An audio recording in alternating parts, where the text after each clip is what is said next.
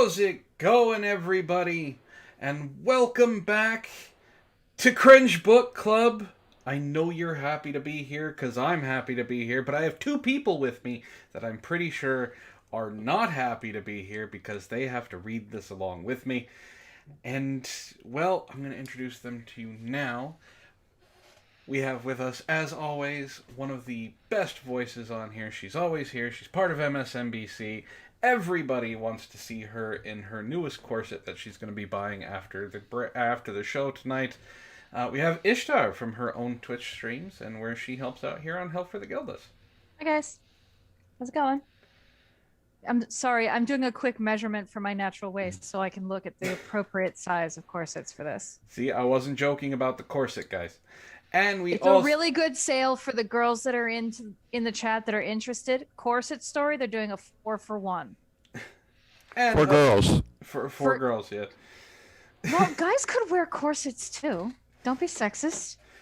And of course, we have the deep baritone voice of Sir Wolfie, who is part of the Help for the Gildas cast. He is going to be reprising his role. I can't even remember the name of the damn character. But reprising his role of... Was it Connor? Corner. His name is Corner. Corner the fuckboy, yeah, something like that. Okay, so reprising his role of Corner, we are here. Say hello, Sir Wolfie.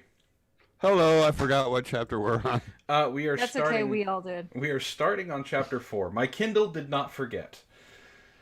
So, now that I've introduced the two of you, we get to do our normal thing, which is, before we say hello to chat, I want to direct your eyeballs down to the lower right-hand corner, just below Antoine, and you can see we have a Torment card up. Your Torment tonight is presented by Panina-chan. So please feel free to send any and all complaints, angry letters, hexes, voodoo curses, and spells to her. Now, I did let her know that this stream is going on tonight, so she will be prepared for your memes, she'll be prepared for your angry rants, she will be prepared for your DMs. So, with all that being said, let's say hello to the chat since they've been waiting nicely. And the first person who got first was, of course, Zeo Gold. Second place is Ray. Third place, I think this is his first time getting third place, is Wild Breath, and Nathan Marcano coming in once again as honorable mention. I think he holds the record for having the most honorable mentions of any stream. Za is here. How's it going, Za? Haster is here. He says, I'll be a tad late, but then the mean cannons will be loaded. And then he comes back with, I guess I won't be late. So I guess Haster is here. How's it going, Miffed Cuttlefish? It's been a while. And I think that's everybody so far. Everybody's just kind of coming in now, so... Oh boy. Hello, people. Does anybody remember anything about this this story at all? Because I downloaded the memes to put them into the meme slideshow, which is now started, and I don't remember a single thing about this book except we ended with her crying because she got glass in her arm. And she's acting like the fatal wound. Yeah.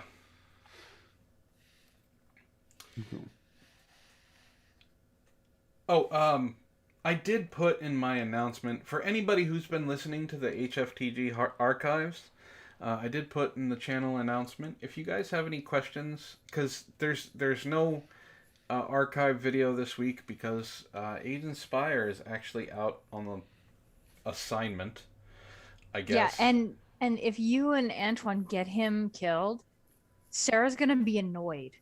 I'm not doing anything. She's having fun talking to him. Listen, I'm not doing anything. All I'm doing is telling him stories that I have experienced, and that's it. No. The same thing is going on with Antoine. I am not in control of Agent Spire. You two are very mischievous, and nobody trusts you. You trust me.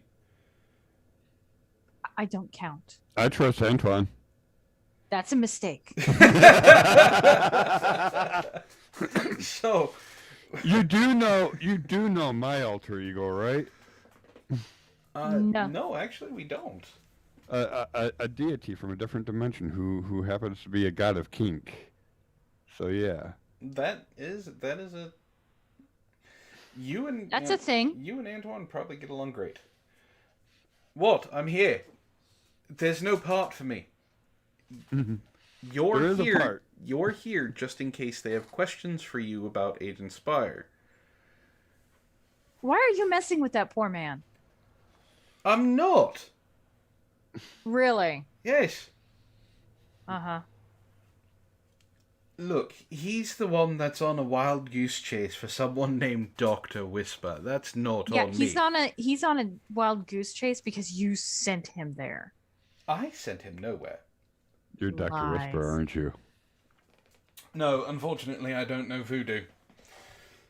I've tried. I talked to Magog about voodoo, and then apparently he doesn't do voodoo, he does necromancy, and those are two completely different things. So Yeah, no shit. I kind of know how to do some necromancy, but that's about it. So you're wanting to learn some voodoo, huh? Well, I don't know voodoo. Apparently, Agent Spire is off looking for Dr. Whisper, so I can't help him there. Okay. Alright. You're only here to read the chapter numbers. And if there are any questions for you in the chat about what's going on with the archives, you're here to answer. That's it. Ray says the motto for anyone who trusts Antoine should be Semper Caveate. Always beware. Well, he's not wrong.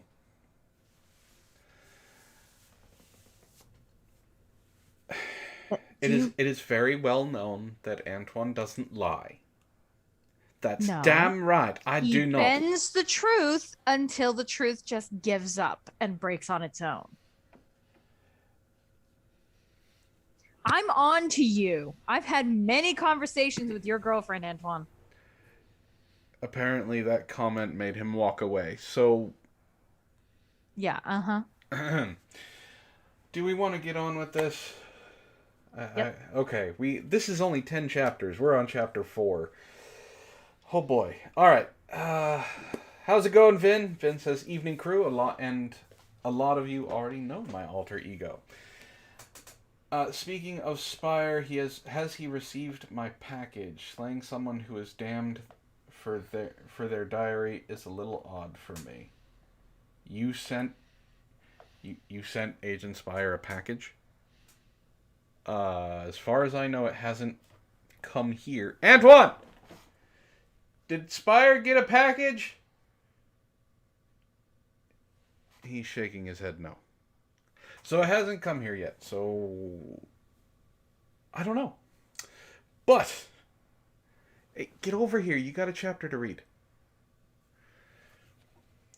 Are we ready? No, but if we have to do this, then let's do it. Chapter number 4. Call me when you're at chapter 5.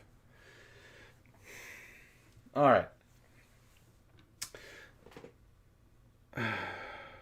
That's right, she was just picked up by Corner at 3 a.m. because of a riot where glass broke, and she is now on death's door. Everybody remember that. Do you remember what voice I used for her? Yeah, I believe you used Anabi. A knobby with more of Okay. a snobbish type. No, Anabi is snobby. There's no snobbish type. It's just Anabi. The emo girl from My Immortal. Yep. Oh boy. Alright.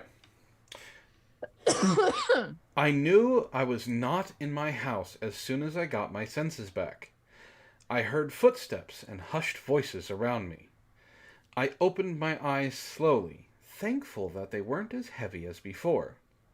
A nurse was standing by my side, with a doctor on my left. Shit! I was in the hospital. But why? Slowly, memories started to come back as a nightmare to me. The shouting, the voice of the crowd, windows smashing, Someone speaking in a microphone, door slamming open, and then Corner. Corner was there. Panicked, I looked quickly down to the foot of my bed and saw him.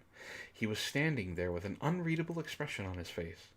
When he saw me looking, he smiled at me, but that smile didn't reach his eyes. That smile wasn't the smile I saw at the lake in the forest when he talked to me. He was the first face I recognized, and it calmed me down a bit. But my anger increased when I realized that he was one of the protesters who had led the crowd last night. Hold on. No. He was asleep at home, if I remember correctly. You remember correctly. Okay. Yes, he is asleep at home. I remember. I called him and cursed him out for not giving me a chance. I can't believe he had the nerve to come up to my house afterwards. I can't believe he has the nerve to stand in front of me like this. I fucking hate this man. Apparently, he should be standing behind her. I don't know. I stared daggers at him, and if looks could kill, he'd be dead by now. I decided to stay quiet until the nurse and the doctor left. I noticed that the head of my security, Roderick, was also standing in the far right corner of the room.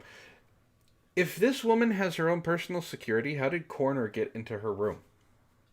Into her home? She didn't say that he was good at it. Does Roderick have a part? Oh, what the hell is that vampire from Twilight? Edward Cullen? Yeah, Corner is actually Edward. Well, that would actually go along with Anabi also being the author of The Temptation of Edward Cullen. I'm sorry, his name is not Roderick, it's Roddick. Roddick. Oh boy. The nurse and the doctor introduced themselves. They just left! Right?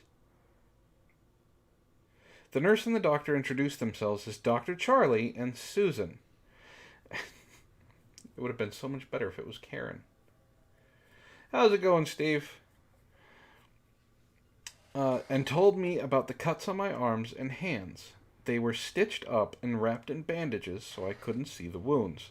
But I felt them, and thankfully they weren't hurting as bad as before. The doctor and the nurse left after checking a few things and measuring my blood pressure. I still stared daggers at Corner as he slowly came and sat beside me. It made me aggravated all the more.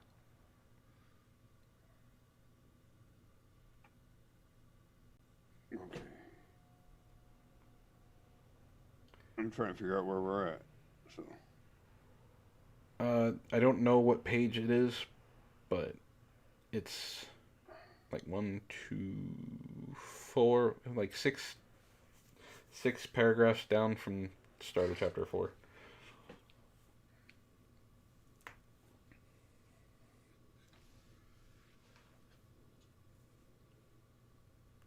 That's not my line. Yeah, it is. Yeah, it is. How are you feeling? He asks slowly.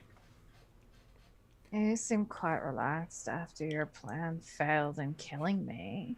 I said. My voice was extremely dry and husky, but I tried my best to let him know that I was going to fucking send him to jail soon for doing this. The most unexpected thing happened after that. I saw him chuckle. Real, genuine laugh. And I frowned in confusion. Was there something wrong with his head? Anabi. I know. Are you absolutely out of your mind? It's no time for laughing. You should get your things ready for jail. I'll file a report against you, and you won't get away with this. I said more forcefully and angrily to make my point clear. Alexandria, I would never do anything to hurt you. He quieted down and said it with an impeccable voice. I almost believed him until I recalled again what he did to me last night. You protested against me last night. I mean, I can't blame you. Everyone protests me, but still. You did start, you did back a bill that makes divorce cost $1 million for the guy. That's not my fault. He smiled again. I wasn't among the protesters that attacked your house, Alexandria. I came after when you called me. Fucking liar. You couldn't make up a better lie to save your sorry ass, could you? I said, with venom dripping from my voice. How dare he hurt me first, then pretend like he did nothing wrong. They're gonna have sex in this bed, aren't they? I'm not... Probably. I'm not lying. He said with that deep tone again that reached my soul. It's not his soul, her soul he's reaching. It's her. She's not that deep. It's her vulval. Her. I stared at him and he stared back at me. He was looking right into my eyes, and I heard that when people lie, they never dare to look in the eye of the person they're lying to. Wow, that's bullshit. Yeah, good conmen, like Antoine, who's about to read this line, he will stare directly in your face as he is telling you what you want to hear by doing something else. Mm-hmm. I will not. He's staring in your eyes, isn't he? Yep. Are you gonna read the line? Fine. I get to play Roddick. Miss Preston, he is telling the truth. He was the person that stopped the protesters from attacking your house and later took you to the hospital. You should be giving him a medal. You see, he stopped all 1,000 protesters by his lonesome. You should actually be sucking his dick right now.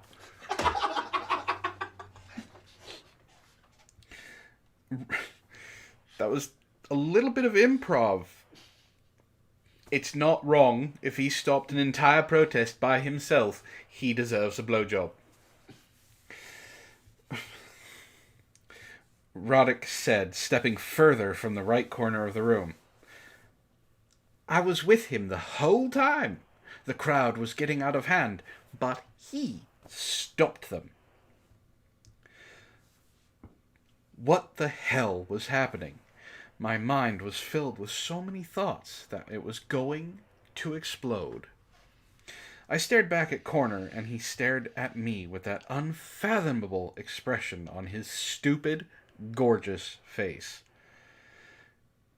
Can you leave us alone for a moment? I directed to Roddick. He nodded and went out, closing the door behind him. You actually saved me. You could say that. Keep going. I tried my best to reach there on time as soon as you called, but still, He looked at my injured arms and hands with guilt written all over his face. I'm sorry. He said, turning his head down, and my eyes immediately softened. That he can't see because he's not looking at me. He was the first person outside my family to actually care for me. Wow. And it was a weird feeling that I didn't want him to feel guilty for what happened to me. It's okay. I should have stood further away from the window. I told him, trying to take away his guilt. Thank you for saving me. I said apologetically. I always get the wrong idea of the people first, then they turn out to be a totally different person. That you sentence think this is a pattern that she would register? That was a really weirdly written sentence. I'm going to read that over. I always get the wrong idea of the people first, then they turn out to be a totally different person. That should be written completely differently. Mm-hmm. He smiled warmly back at me. I'm glad you're okay. No, it's not your. I'm glad... That does not compute. I'm glad you okay. I'm glad you okay. I'm from the hood. I'm glad you okay. After 3 hours, The doctor and the nurse came back to let me know that I can go home whenever I want. She is not a very important diplomat. Like, she's not a very important congresswoman that it took 3 hours for the doctor to come back and say, "You're okay, you've got your stitches." Go home, bitch. Yeah. My reports came back clear and nothing was threatening about my situation because all you did was get glass in your arm. The doctor told me a few precautions and medicines to relieve the pain and said it will take around a week before they can take the stitches out. I thanked them and decided to go home as soon as I could. I never liked hospitals, and its atmosphere always made me nauseous. I changed into normal clothes that thankfully the nurse provided. Dumb question.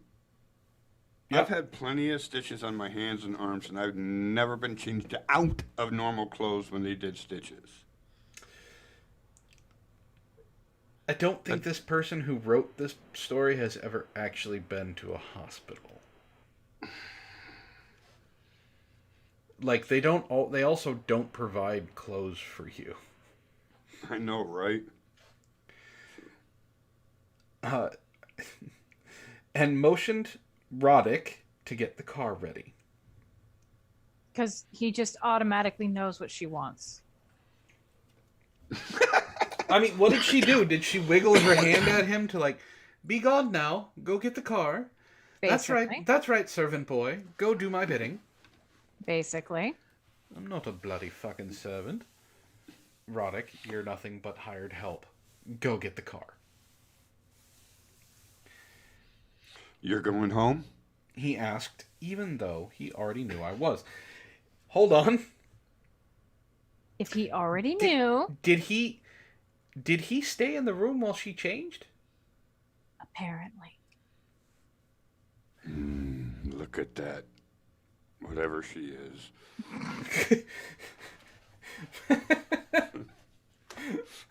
I forgot how they described her.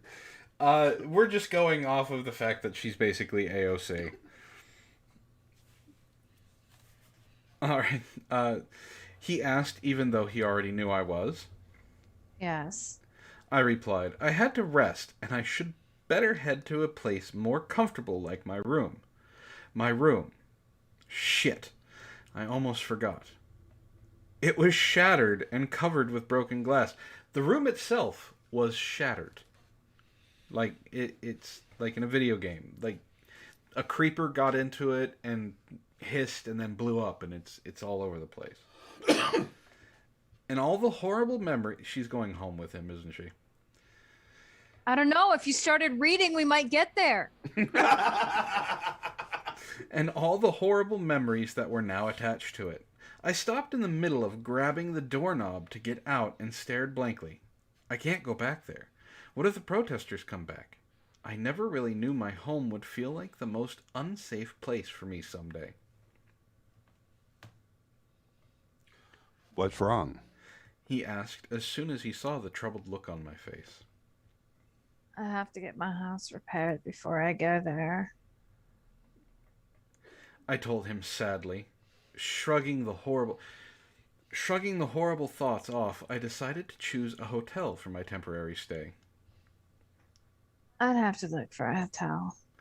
I told him, finally going outside the door. He walked beside me as we went into the lobby to exit. You could stay with me until then. He said out of nowhere. I slowed in my tracks and looked at him. I'm serious, and besides, someone should be with you, should be there to take care of you. And like she's dying. I'm sorry, this doesn't make I'm serious, and besides, someone should be there to take care of you until your wounds heal. He said. I looked up into his eyes, which provided nothing but warmth to my soul and wetness to her panties. I knew I was fighting with myself so I wouldn't like him, but I kept getting drawn to him. And his she keeps starting sentences with "and." You're not supposed to start sentences with "and."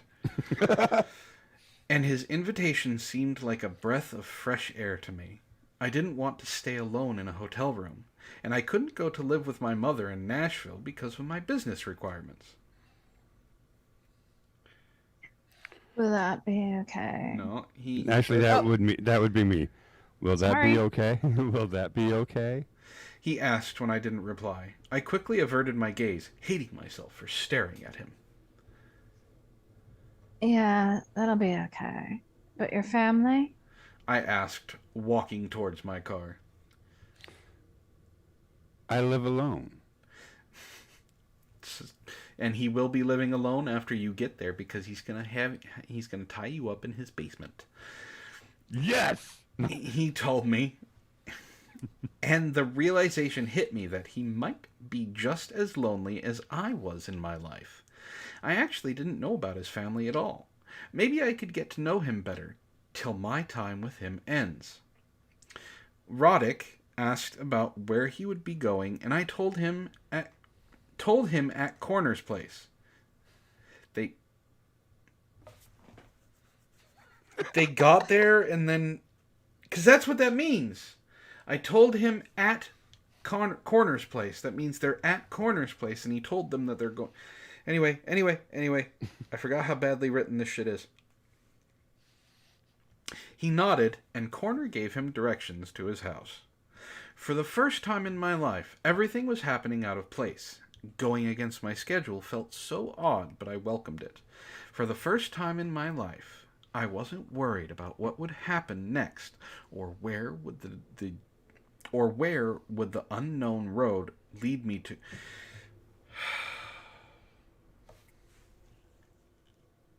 I want to fix this sentence because it's bad. You didn't let me fix my sentence. I know. I wasn't worried about what would happen next or where would the unknown road lead me to, but I wasn't scared. And she started a sentence with a but, and then she starts a sentence with an and. And for the first time in my life, I wasn't alone either. This bitch had some bad parents if she was always alone. This is my room.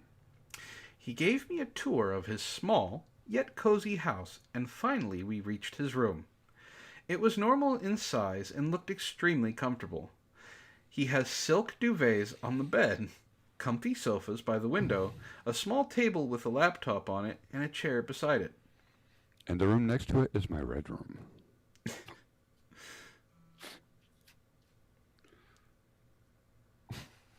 It looks extremely cozy. I told him the truth. He smiled. Why don't you lay down and rest for a while in my bed? I have another guest room in the house, but it has been 2 years since it's been used. No one actually stays here except for me. I stared at him with a weird feeling in my stomach. Why was I suddenly feeling so close to him? I had no idea. But it felt like he understood me even when I haven't told him anything. I nodded and he left. I sat down on the bed and immediately felt the sleep hit me. I had been trying to keep myself together since the horrible incident, and finally, now I could relax. Okay. Go ahead. That does not make sense. She passed out with slight cuts to her arm. And now she's tired and going to sleep. Well, this was such a new feeling for me, having to replace windows and things like that in my apartment. Nobody took care of me like this before. I could sleep in this bed and have somebody look after me. I could rely on him. I could be with him. And he could be with me. I smiled at that thought, being together. It felt so magical.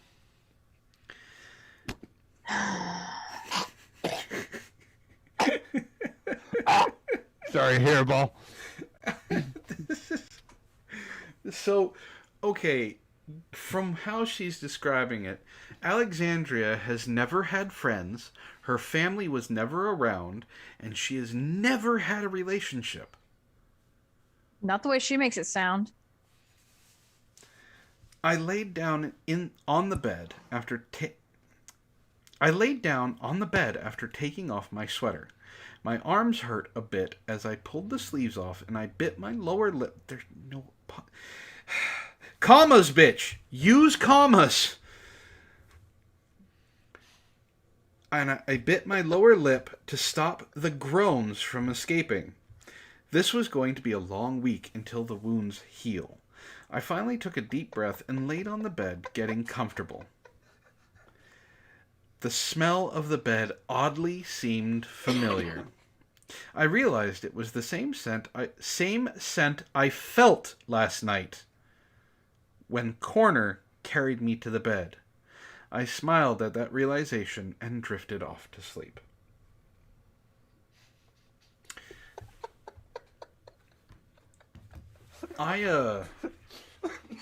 This is... Okay, Miss Cuttlefish brings up a really good point. Maybe she's afraid of blood. She says her best friend is dearly afraid of blood, and she's deathly afraid of blood, and straight up faints at the sight. So, if I remember correctly, the window exploded on her, and she had one jagged piece of window sticking out of her arm. Now, I don't know how you feel a scent, but she did. Depending on how deep the cut, okay, maybe she gets 10 stitches. If it's not a deep cut, she gets the butterfly stitches, that don't need to be taken out. I don't. And depending if it cuts a tendon or not, she'll have stitches on the inside too. Yeah. But it's in the arm, less likely to cut the tendon, because the tendon, if it's like in the forearm, it's less likely to cut a tendon. It'll just be a cut that may need stitches or may need butterfly. Yeah. But she doesn't need to be in the hospital for hours. She didn't need. I mean, she passed out, so they didn't put her under. But they didn't need to take her clothes off. So I'm thinking Corner took her clothes off and put her in a gown, or the doctor did. One of the or Roddick did. Someone. Maybe all three of them did. Look at that. I was gonna say someone undressed her. God, I don't like this person. So I really don't like this person. All right, do we want to move on to chapter 5? Let's just get these out of the way. If we must. We kind of have to. All right. Roddick, you got a line. I actually have a character now. I don't have to do these. Read. Be useful. You can do it. Please. Chapter number 5. See, it's so easy, and he complains all the time. Mm-hmm. You know, he's being a good boy right now, so. He is being good. I woke up to the smell of eggs and burning toast. So she's had a stroke.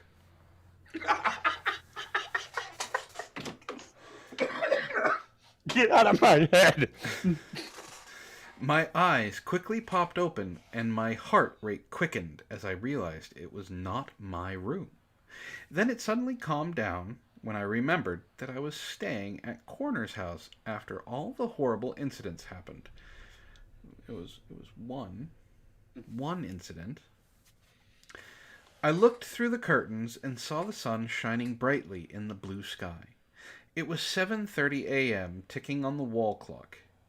I remember I came back from the hospital yesterday around the time of evening. I can't believe I stayed asleep throughout the evening and night, like normal people. how does she know she slept for 14 hours? I slept for at least 14 hours. How do you know if it was evening, you didn't sleep for 14 hours? Because that means if it was 7:30, it would have been what? So 7:30 a.m. to 7:30 p.m. So all right. Let's do a timeline here. Let's not. No, because I want to know how she jumped that much. The riot happened at 3 a.m.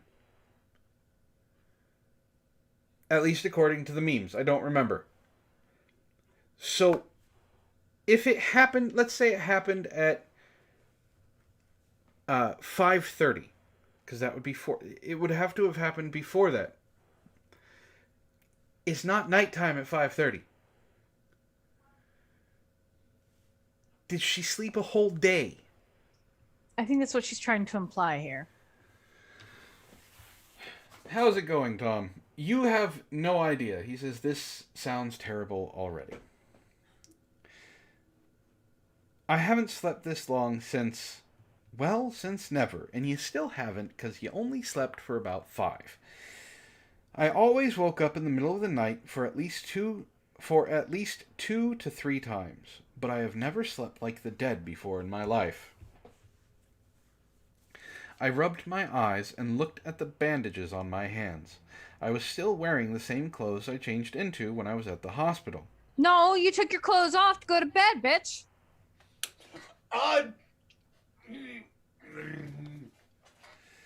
I decided to freshen up and take the bandages off because the doctor said I could take them off after 12 hours. It has not been 12 hours yet.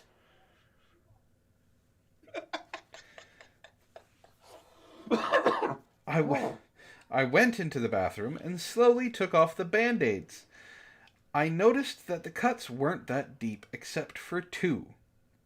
It seemed like my right arm took all the shards. It had 7 to 8 stitches, and my left arm only had 3. And the rest of the cuts weren't that deep, just small scratches. I thanked God and decided to take a shower and soak my wounds in warm water and soap. That always helped. Hold it. You don't soak your stitches. Yeah. She's gonna soak her stitches because it always helps. I have had enough stitches in my life to, and this is out of sheer stupidity. Stitches usually come from sheer stupidity, which I'm expecting to get stitches after we finish this story. Mm-hmm. Oh, I'm sorry. Did you mean not from me? I feel attacked. The reason why you don't Not yet. You're not. The reason why you don't soak your stitches is because, one, they're usually made out of animal fiber, and they're designed to biodegrade. So.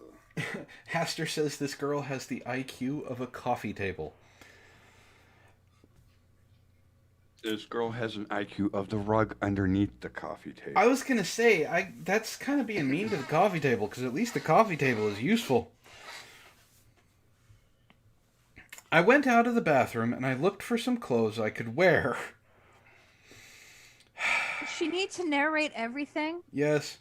She could have summed this up pretty fast. Corner was nowhere to be found, so I went into his closet and to look for some clothes. I hope he doesn't mind. I decided to wear an oversized gray t-shirt of his with a pair of shorts I found in the drawers. They looked worn out but comfy. Then I took a long shower and order of operations. She put clothes on to get into the shower. Then I she put on a gray t-shirt and a pair of his shorts and then took a long shower and slowly tended to wash my wounds with warm water and soap, careful not to pull on the stitches. Then I dried off and wore the clothes.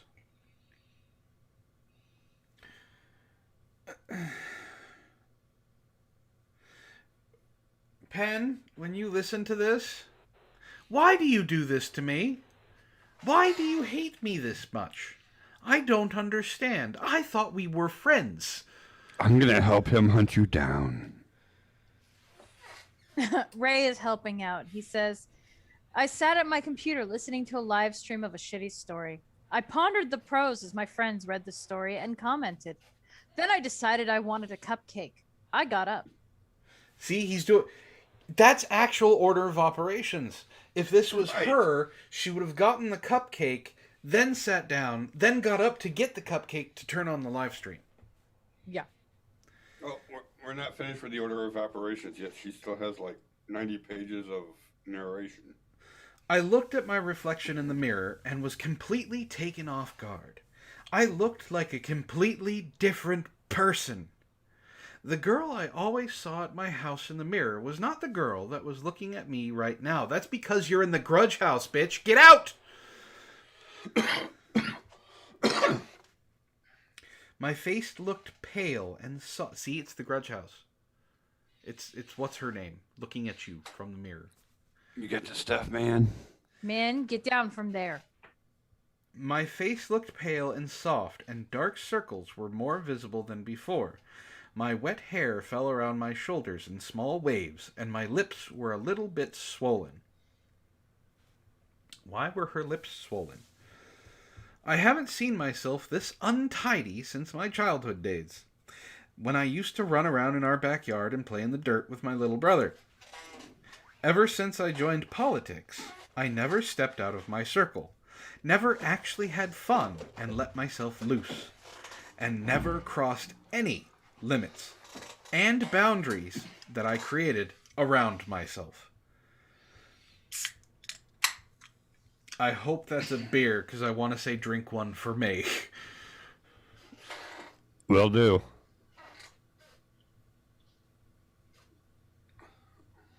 Cuttlefish says, someone help, I'm in deep water, and the story is scarier than the deep water I'm swimming in.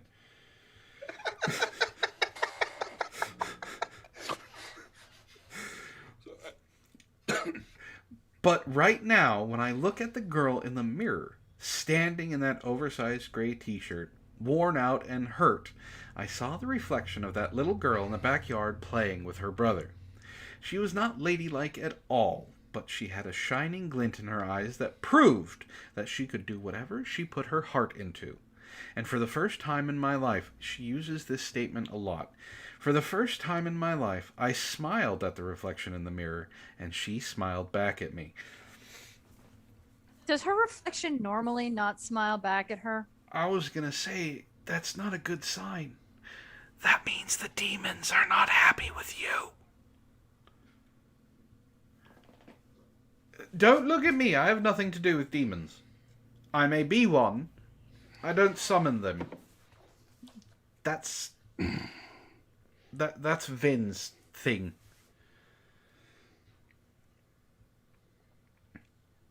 Tattered and worn out, but somehow she was still happy than she had ever been. Happier.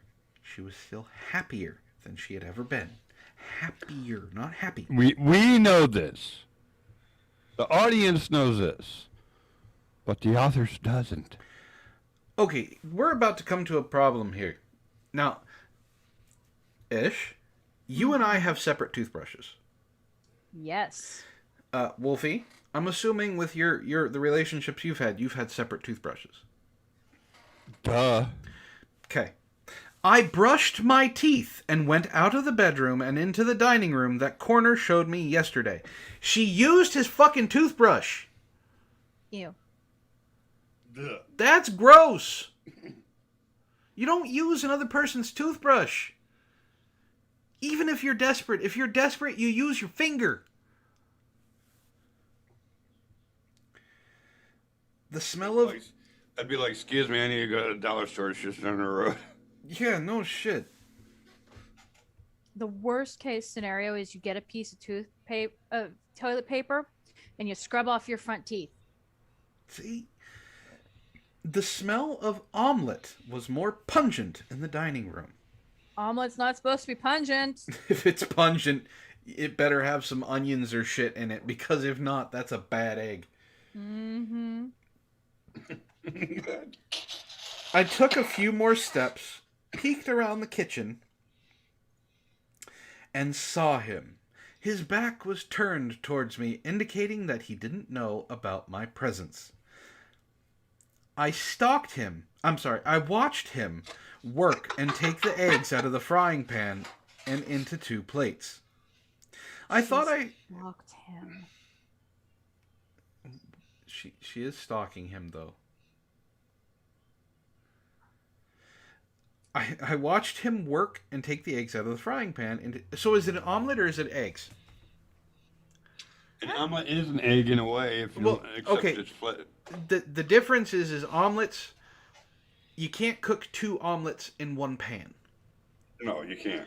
So if it is an omelet, it is multiple eggs folded into an omelet, and then you cut the omelet.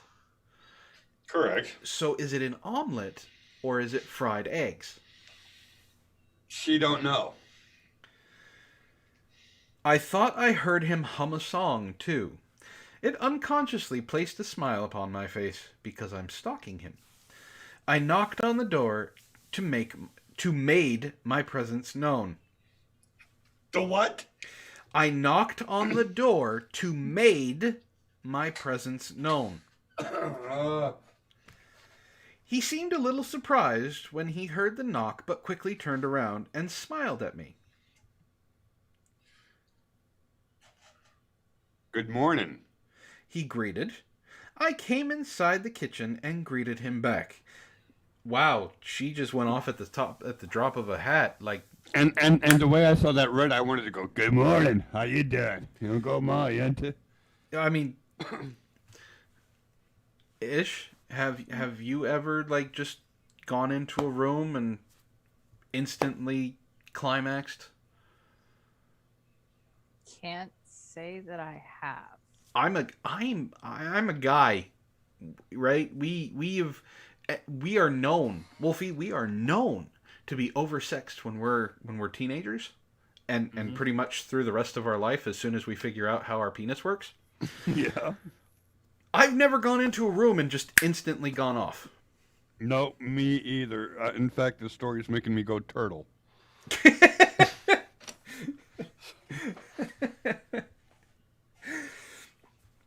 It was the first time in many years that someone was there to greet me in the morning. For a second he kept staring at me. He looked down and then up, and he had a very serious expression on his face. I thought I had offended him in some way. Then I figured he was probably looking at the clothes that I was wearing. I borrowed your clothes. I hope you don't mind.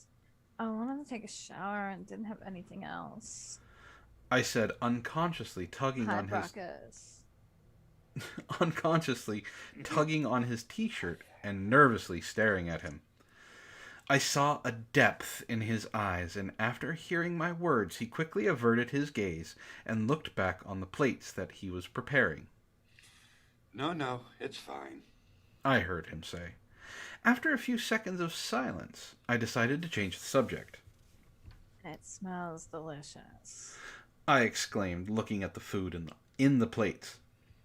It's made of the blood of your enemies. It's in the plates. It's not on the plates. It's in the plates. Like, he broke the omelet into the... Calm down, breathe, don't have a baby. It's your line, Corner. It's the first time I made breakfast for 2. It took me a little while. He was blushing at my compliment. I chuckled and grabbed the plates from the counter and placed them on the table in the dining room. He also fried bacon and made toasts.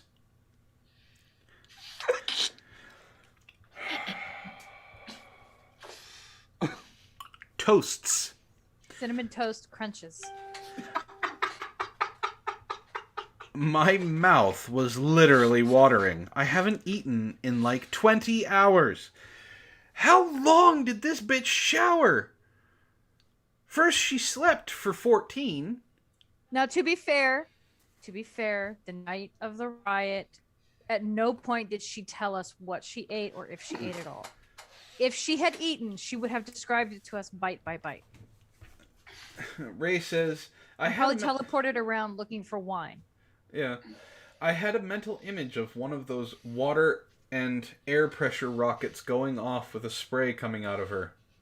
Lady nozzle.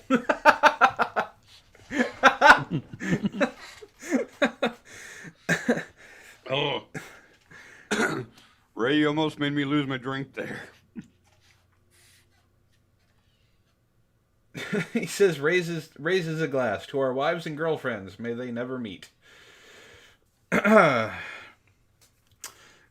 Your line, Wolfie. I know. I made a lot of food because I figured you would be very hungry since you didn't eat anything at the hospital either. He said as we both sat down after placing all the food on the table. My eyes were shining from seeing all the food, and I couldn't wait to dig in. I'm famished. I exclaimed. I couldn't wait to stuff all that food in my mouth. I saw him laugh out loud at my words and expressions, and we both starting to eat.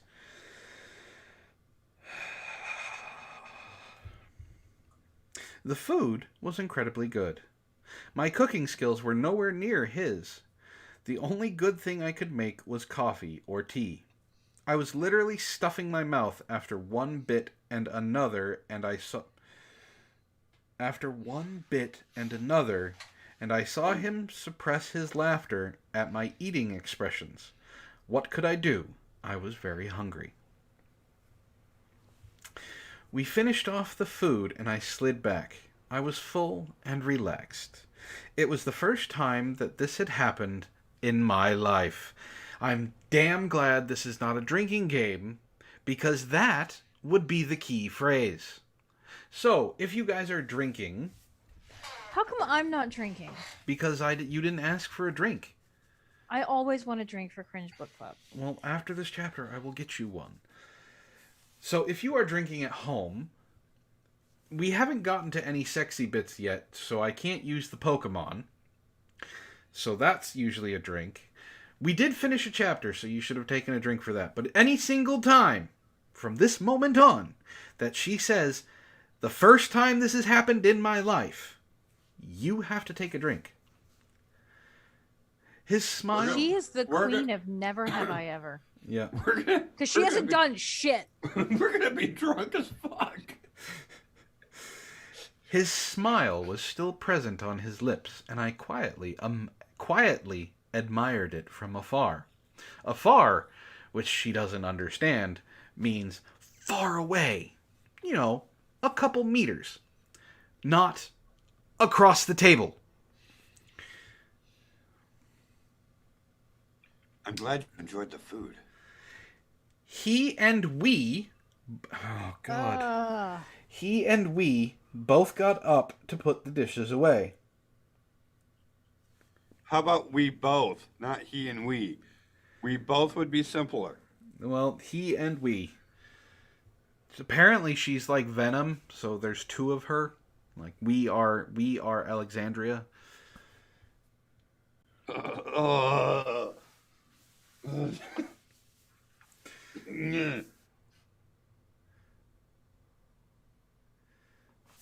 have a question, Wolfie?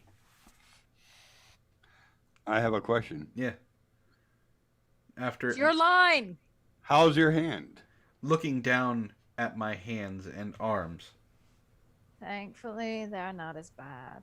I opened the bandages and most of the stitches are done on one arm. I pointed at it. And the rest are scratches. He nodded. I'm glad I got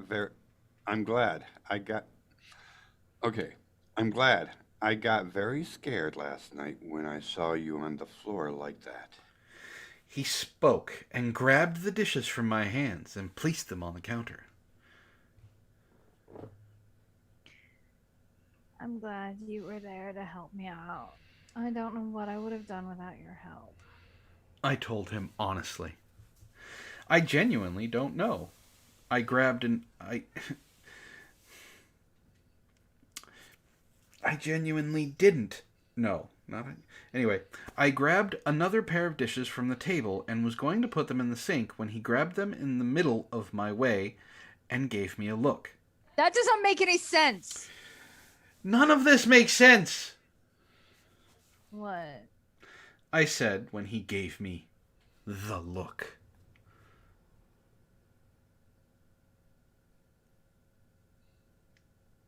Wolfie. What is yours, actually? No, she said I what already? Said what?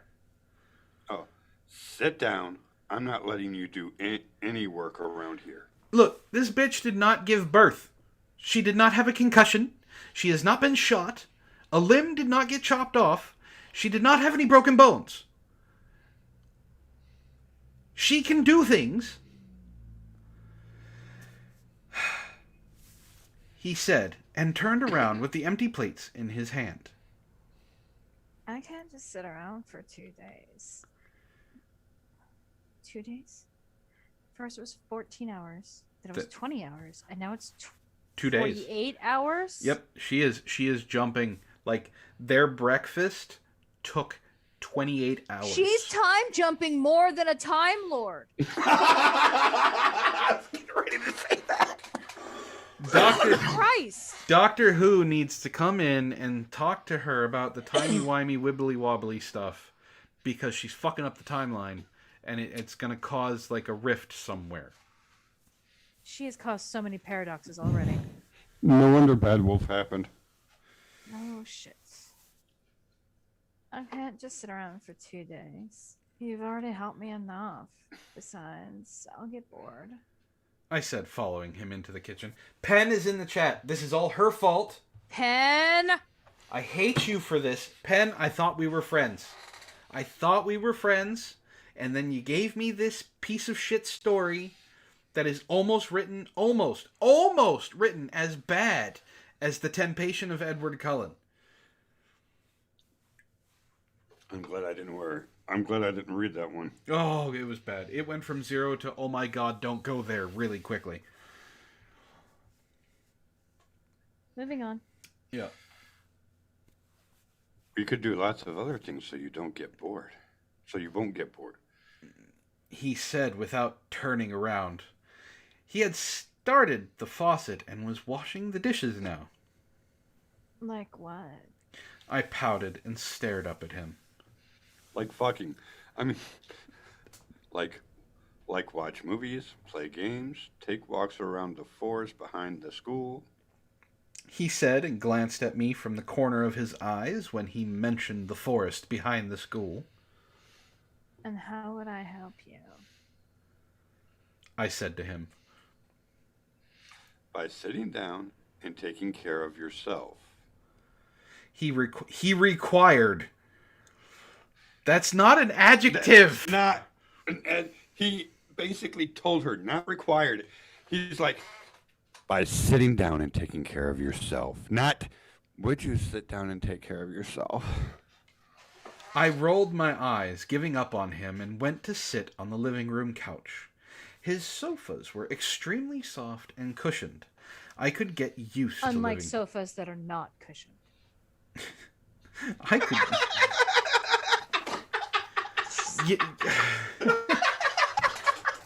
Are there sofas that are not cushioned? Yeah, they're called bar stools. Those aren't sofas. Either that or the sofas that are out on the curb because the cushions got taken by the homeless guy. You know, I have sat on a sofa that had a hole in it and the person just put a chair there. So technically you can have a sofa without a cushion. I could get used to living here. I waited for him to come back and turned the TV on. Wait. She goes, I could get used to living here, like she is not rich AF and living in DC with a luxury freaking apartment. Hold it. Her apartment's in Seattle. Oh, I'm sorry. Like, she's not rich AF with an apartment in Seattle. Yeah. I waited What? for... Hey, listen. It's the first time in her life.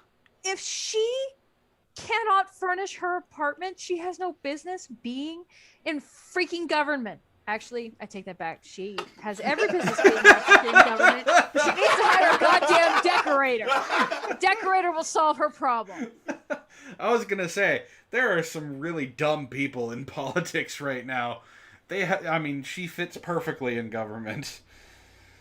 I waited for him to come back and turn the TV on to keep myself busy. He appeared after 10 minutes, wiping his hands on a white towel. Why couldn't you turn the TV on? It's called a remote for a reason. She did turn the TV on. Enjoying TV? He asked when he saw me staring at the TV and ignoring him. Yeah. I lied. I was actually waiting for him, but I didn't want him to know that. What are you watching? He sat beside me on the couch and stared ahead. A documentary about squirrels? He laughed. I frowned. What's wrong with squirrels? Nothing. You were looking at the TV like you were seeing something very important. He replied, suppressing his laughter. Squirrels are also important. I tried to stay mad, but it was so hard. Why is she mad? When did she get mad? Who knows? She's probably mad because he wouldn't let her do something. I tried to go masturbate or something, but I don't know. I tried to stay mad, but it was so hard because his dimple kept showing, making my heart melt. Well, you keep watching these squirrels and I will head on and make some calls. Okay, I don't know what head on means, but sure. He said, getting up from the couch and going into his bedroom. My heart immediately saddened again, but I remembered that it was Saturday, so he won't necessarily be going to his work. I suddenly remembered that a big conference meeting was going to happen on Monday, in which some questions were going to be answered and all the Congress people were going to attend. I also had to be there. Shit. Why does it have to be so soon? I bit my nails and thought about what would happen that day. I had anxiety just thinking about it. I decided to shake these thoughts off for now and focus on the damn squirrels on the TV. I just needed to stay calm and be ready for whatever happens. Corner and I stayed together for the rest of the day, and I called Roddick and told him to bring my mobile phone and other necessities like some clothes from my home so I could live here. She's just moving in. She's just moving in. Run, Corner, run. Listen. She said she was going to stay with him until she got a hotel. Now, she's just moving in. Mm-hmm.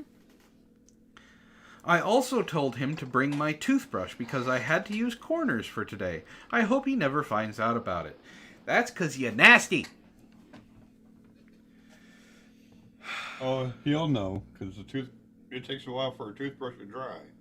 We talked about everything and nothing as we laid on the couch and watched mindless TV. I asked him about his occupation, and he told me that he worked as an assistant director in some marketing company, and he lived away from his family due to business reasons. That also means he's responsible and is definitely not Antifa. He said He was always traveling from place to place, and that is why he mostly ended up alone. That was the main reason why he knew how to cook very well, too. And he's self-sufficient.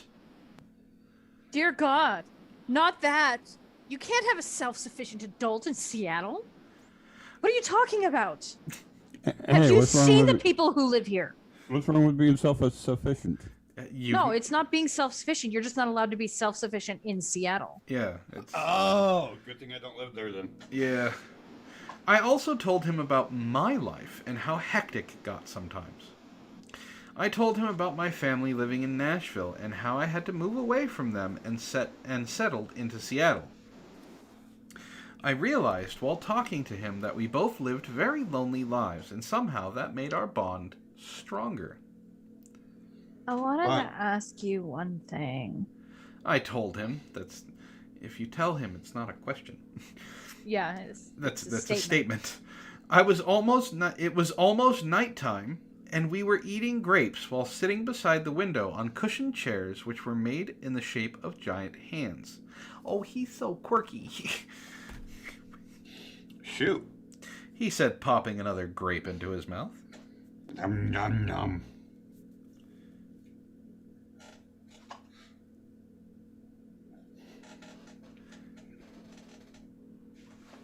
Ishtar. How did you stop the protesters from attacking my house? From what I remember, they weren't going to stop at any cost until I had my blood. I asked him the question which was running through my mind all Because they're day. all vampires. See, it is the writer of My Immortal. You didn't hear? He asked, sitting straight up. No. This would never work. But go ahead, Corner. Tell us how you stopped the rioters. I told them that you were actually in favor of them and were going to help eliminate the law. I used a microphone and convinced them that you were on our side. And they believed me since I'm a protester myself. Cause that always works. 100% of the time, another Antifa protester, which these people aren't Antifa, but another protester goes out there and is like, "Hey, stop looting! Like the governor is on our side. Congress people are on our side. Stop the looting. Stop the rioting. You don't need to burn down that apartment building. It's okay."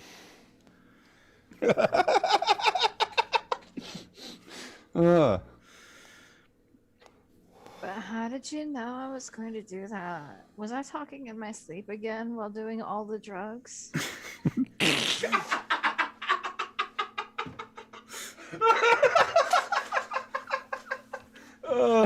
I needed that. Oh god, this story is everything I hate about authors. I didn't. I snorted the coke too. Just all the fucking drugs. Oh god.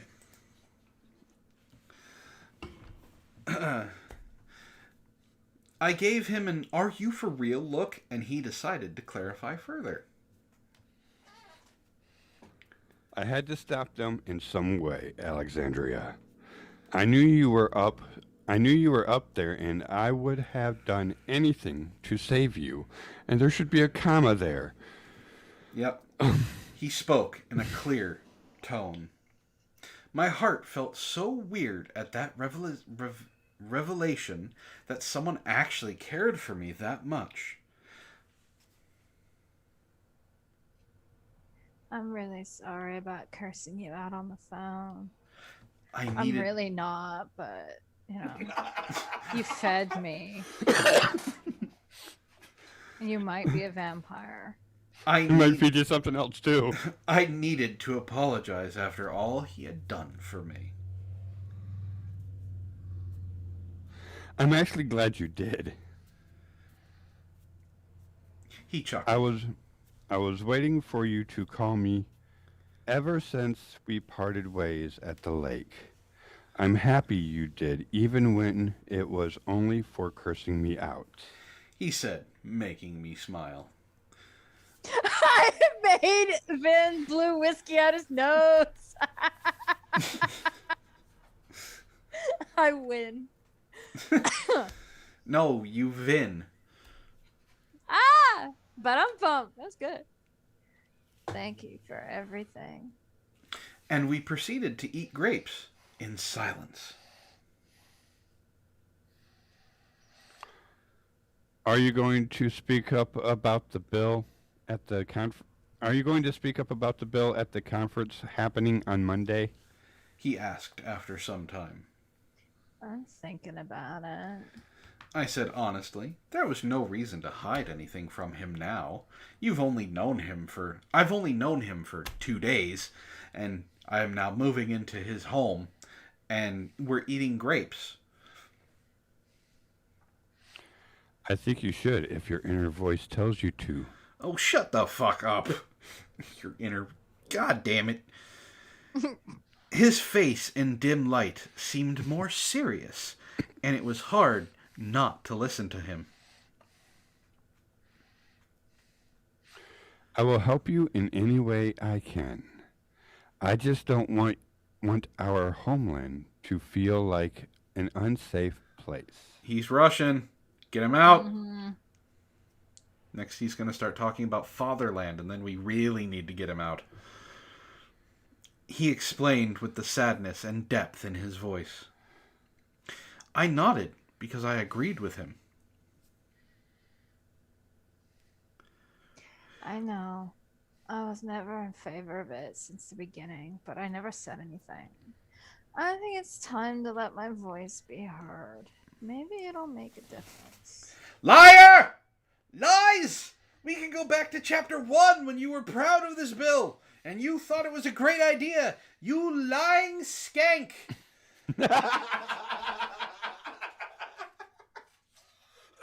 All the lies. Dad, wow! This is a great foundation to start your relationship on, Corner and Alexandria. She's a politician. What do you expect?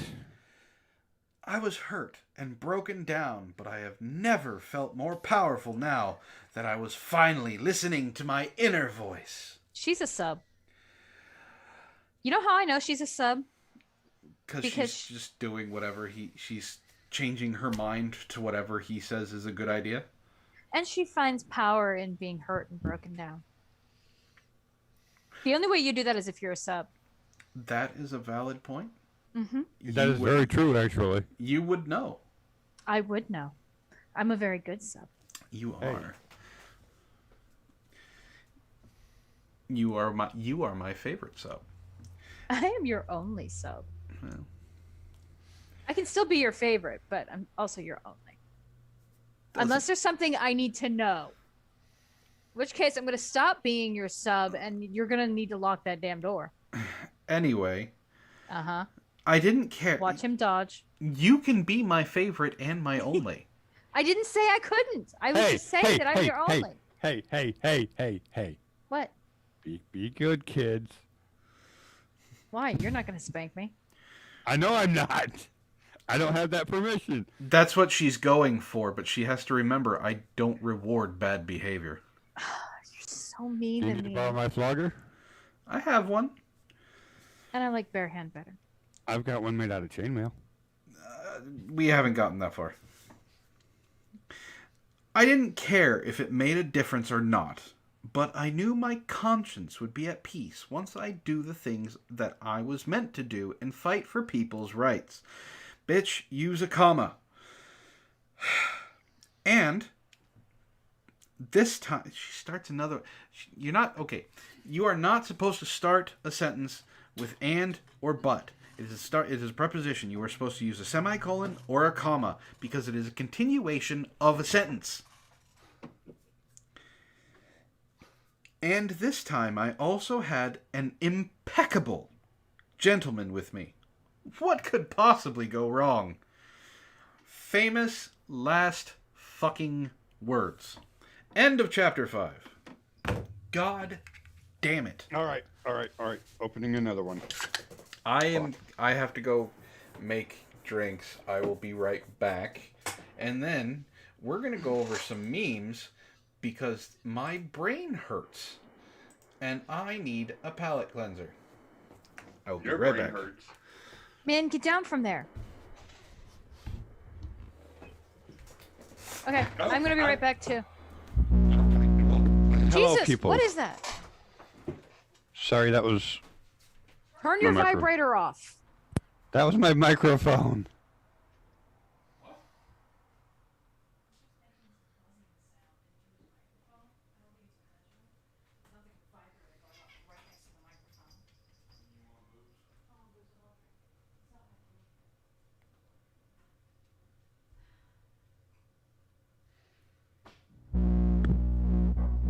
All I was doing was adjusting my microphone. What's starting to hurt, Zeal Gold? I'm the only one here at the moment, so what's starting to hurt?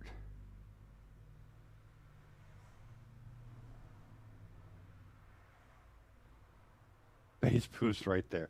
Yeah, I had to adjust my microphone. I'm sorry, guys. It's a professional microphone, so yeah, it picks up everything.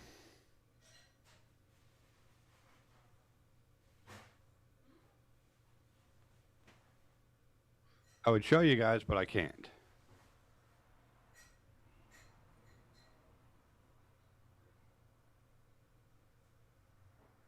Static. You shouldn't be getting static. Is that better?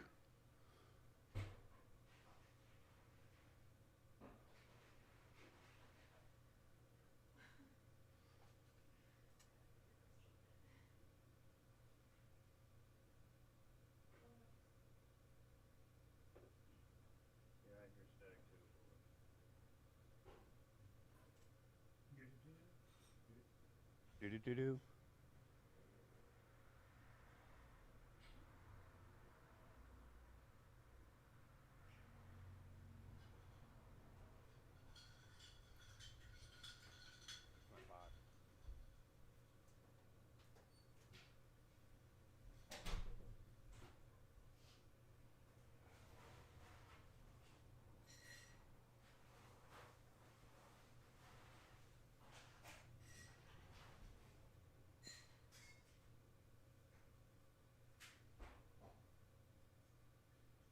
I'm here.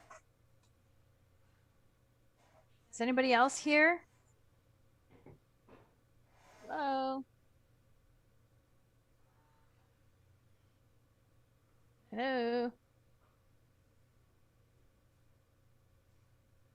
Apparently we all decided to go get drinks. Is the static gone now? Hello? Is the static gone now? You're really quiet now. Is the static gone now? I am not hearing any static. Okay, I was just making sure everything was gone. So. All right, I have returned. They said something about static, so I wanted to make sure it was gone. Ah, Okay. all right, we are gonna do some memes. So I gotta stop the slideshow. All right, the first one is very apropos. English, motherfucker, do you speak it? No. The writer of this story does not. What has been going on? Let's see. What has been going on in the chat? Insanity. Let's see. Zio Gold says this is starting to hurt. Racist dead air, dead air, dead air, dead air, static. Zio Gold then says listening to this story is starting to hurt. So he said it twice. All right, they're there. All right, every single one. Chat, listening to my Antifa lover. I love this new meme of this guy from Yakuza with the big fro just sucking on the cigarette. Alright. This is a Power Rangers meme. The crew reading in My Antifa Lover, which is the red, the yellow, pink, and the blue Power Ranger. The Meme Smiths reading my Antifa Lover, which is the green Power Ranger. They have formed their Megazord, and it says Panina-chan in trouble.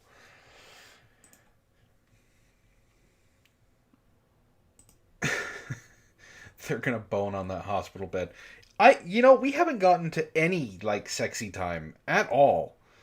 I don't know how this could be called a romance novel. There's no romance in it. It's just It's the kind of vapid high school romance. It's not like actual romance. Yeah, it's like Twilight and 50 Shades mixed in one. At least, No, it's not, because Twilight and 50 Shades had sex scenes. Yeah. And Alexandria and Corner, clown to clown conversation. Not wrong. When the stalker you are stalking invites you to his home.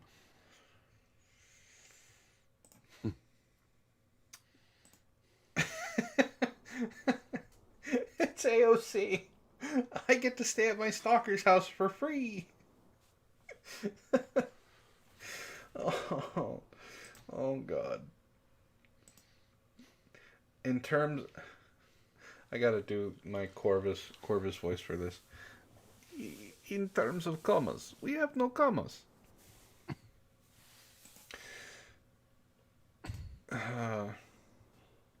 Is that a boy or a girl? I have no idea. My okay. Each of these stories has something different that would be bad. I would still say that My Immortal is the worst story I have ever read in my life. But My Immortal as Godzilla and King Kong as the haunted vagina being chased by the Doge as my Antifa lover, it works.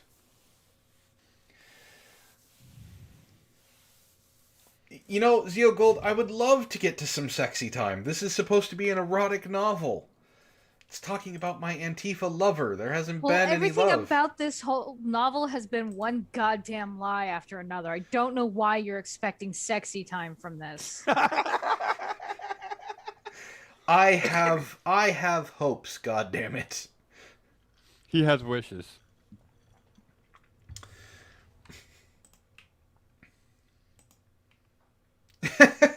Yeah, you're not wrong. I don't know who this is. I know it's a Warhammer thing. But Matt, the longer he reads my Antifa lover, is just a big angry dude swinging a giant hammer and an axe.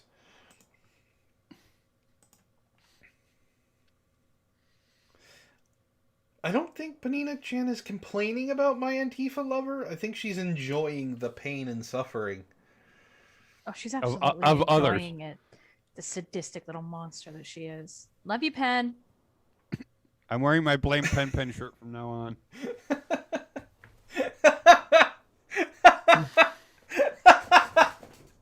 I don't know who this is. I don't know who the character is. She looks like she's from the Powerpuff Girls or Samurai Jack. But it's pictured the next time Ishtar sees Panina Chan. It's just this crazed woman with sharp teeth holding a fucking elephant gun. I mean, That's from the Powerpuff Girls. yeah. And to be fair, the meme smith gave you gigantic tits. No, actually, I know where that's from. That's from Hell of a Boss. It's a YouTube cartoon show. Okay, I know what Hell of a Boss is. You used my toothbrush, bitch. You die. Oh no.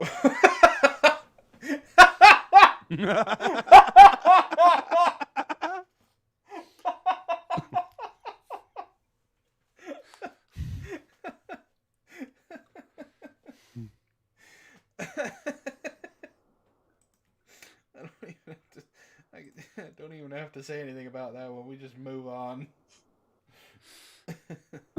Alexandria and when she smells eggs. Yeah.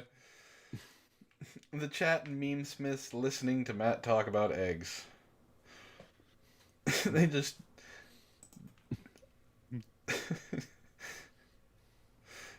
Every 60 seconds in my Antifa lover, 2 hours pass. You know, you're not wrong. A sense of time. Jessica Stranger. This is worthless.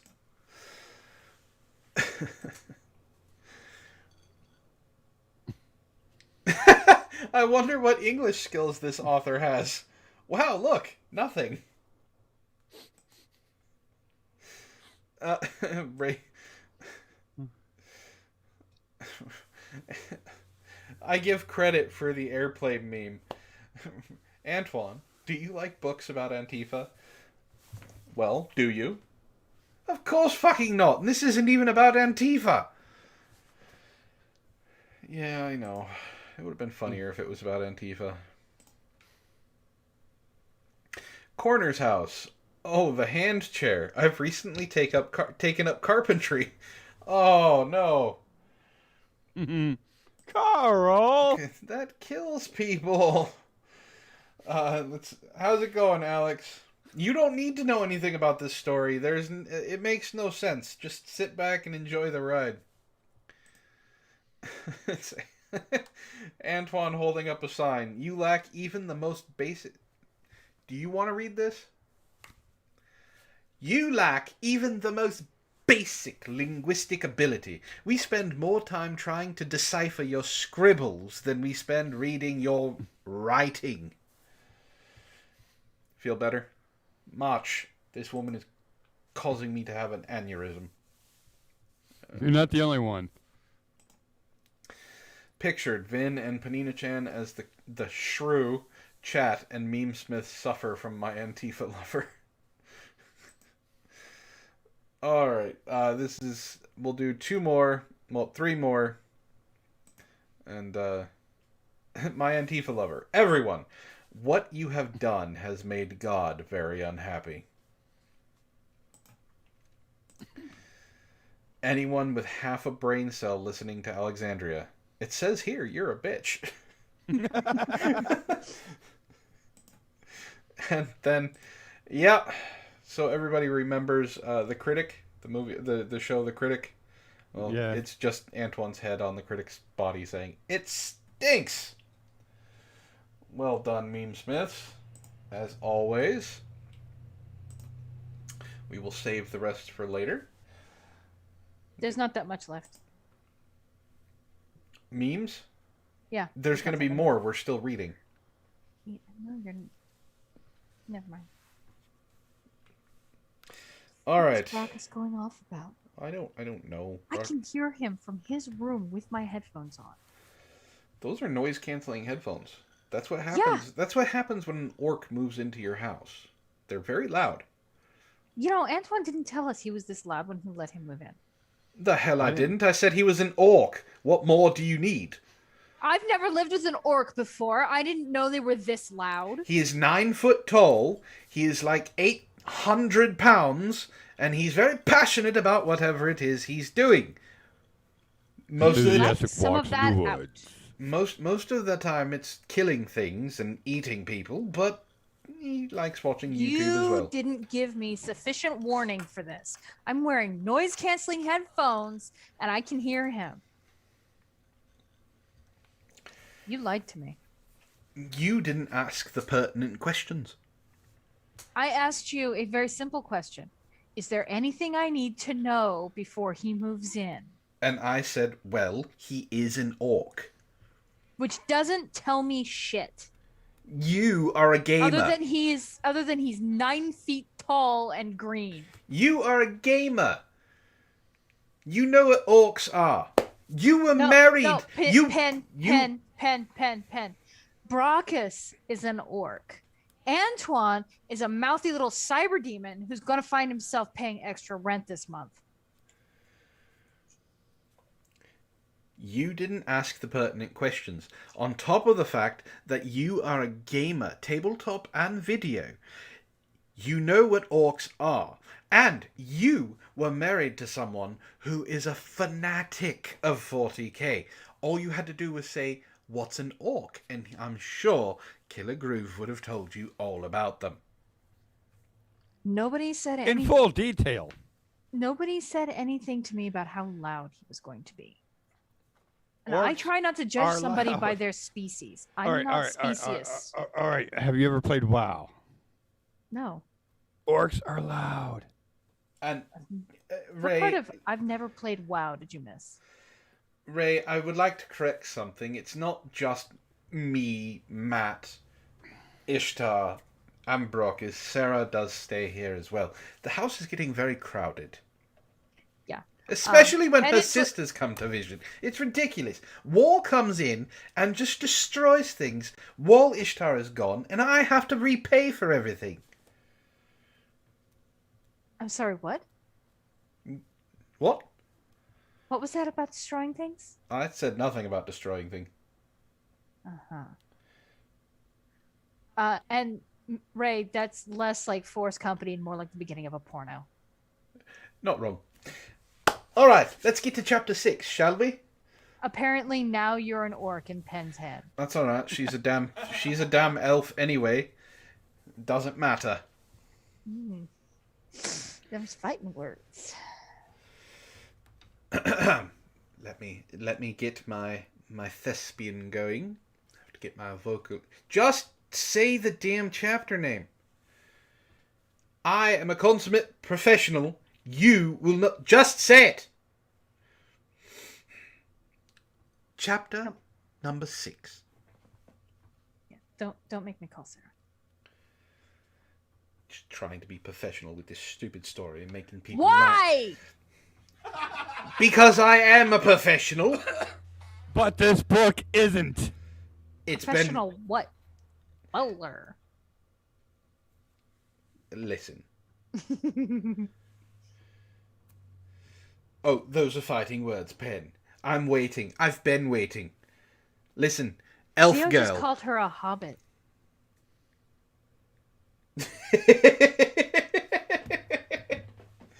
He just called her a hobbit. I'm gonna go. I figured she was worse than a hobbit. I thought she'd be a halfling.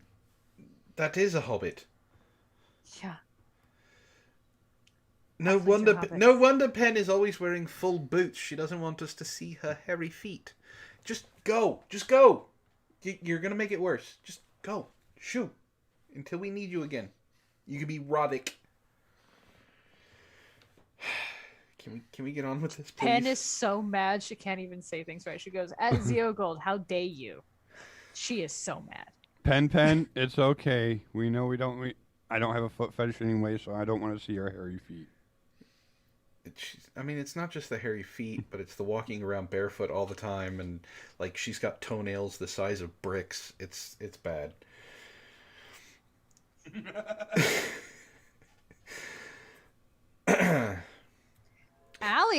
Alex is here and goes, "Antoine is a thespian? Someone get the Bible and some holy water."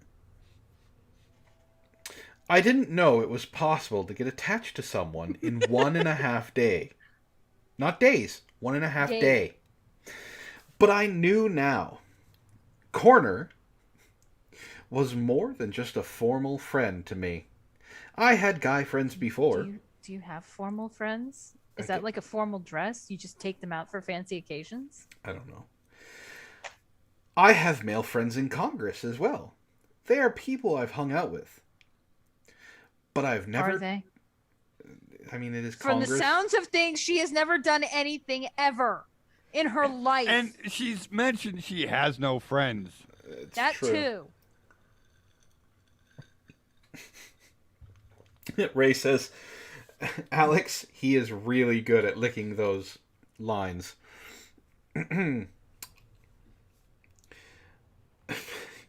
But I have never trusted someone or felt close to someone as much as Corner. Who still has a stupid name. Just a forewarning, Ishtar's about to No, get belligerent. no, not foot shaming, just not my thing. It's a hard limit. Thank you, there is a difference. I trusted him, and I felt like we have known She's each other. Stupid. And I felt like we have known each other our entire lives instead of just a couple of days. Because you have no sense of boundaries, you dumb bitch. Or time. It was a very weird feeling. Not to normal people. Having friends is not weird. Ray asks, question, how did the blind man impress his lady friend? Answer, he reads between the lines. And in this case, with Panina chains in between the toes. Alex says, who the fuck is Corner and what the fuck kind of name is that? We don't know. Corner's parents hated him. And he stands around and says $5 long time. Anyway, it is your line, Corner.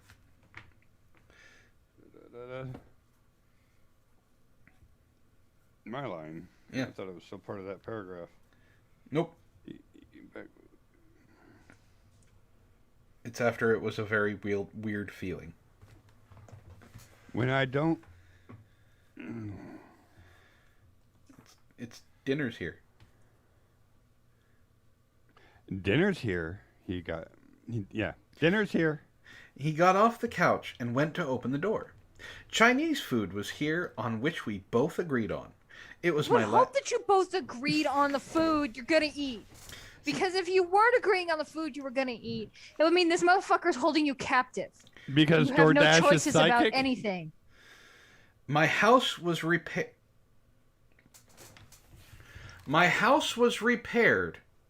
and the conference meeting was tomorrow.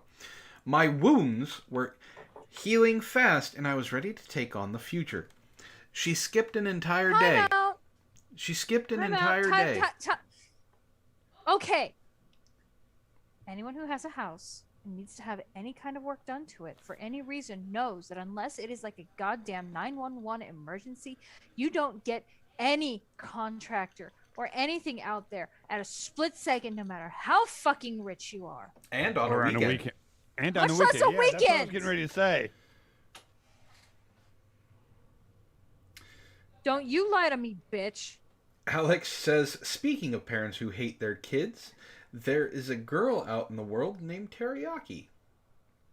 That's what her parents were eating when she was conceived.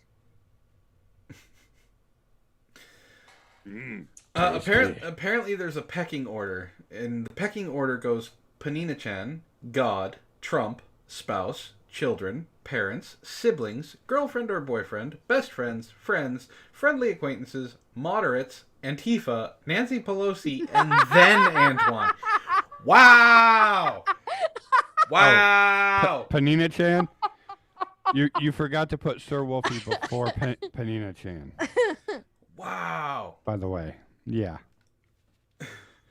Oh. Let's see. Ouch. Ray says, I have deciding to alter my syntax to conform with this new kind of how to talk.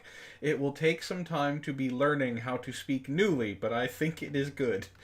Ray, I hate you. I hate you so much. Like, you don't even know how much I hate you. So she skipped a day. She also got contractors to come out on the weekend. And my wounds were Fucking healing. fantasy. My wounds Trust were me. healing. Will you stop? No! My wounds were healing fast, and I was ready to take on the future. Not gonna lie, every time you said wounds, I thought you were saying womb. And I was confused. He came back. My womb was healing fast. He came back with the biggest and dorkiest smile on his face. I can't wait to eat. He exclaimed in a sing-song voice, making me laugh. When I didn't know him, I thought he was the darkest, mysterious.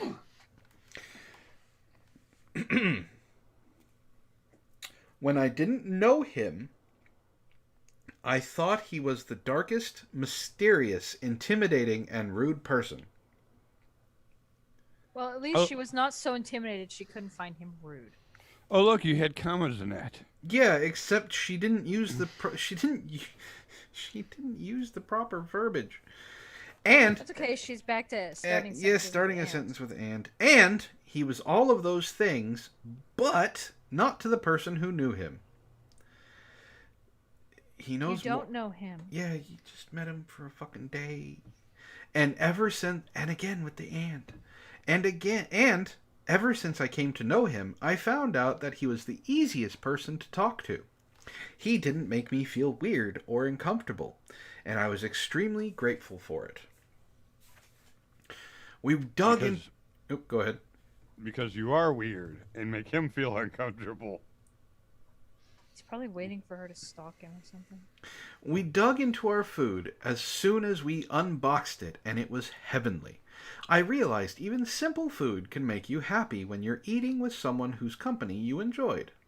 I was growing to very much like his company. So good. But not as good as blood and all the drugs. I spoke with my mouth full. He laughed, looking at my face, and we joked about the animal documentaries that we were watching on TV. Okay, I want to point out, it has only been 2 days. It had become our habit to watch mindless animal documentaries with zero volume on and comment on things we thought we understood. And I bet 50% of them were wrong.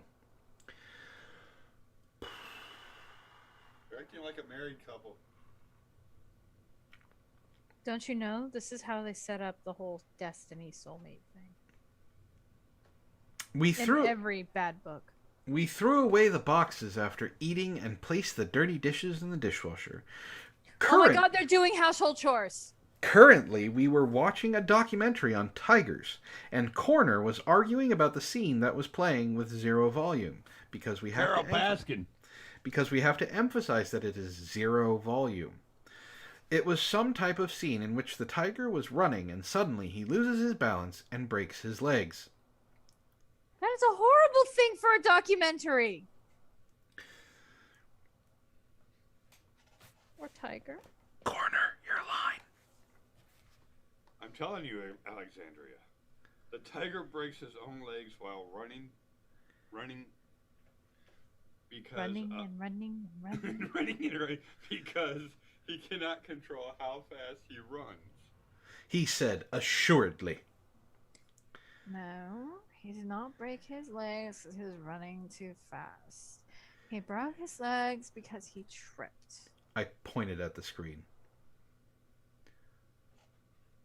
What?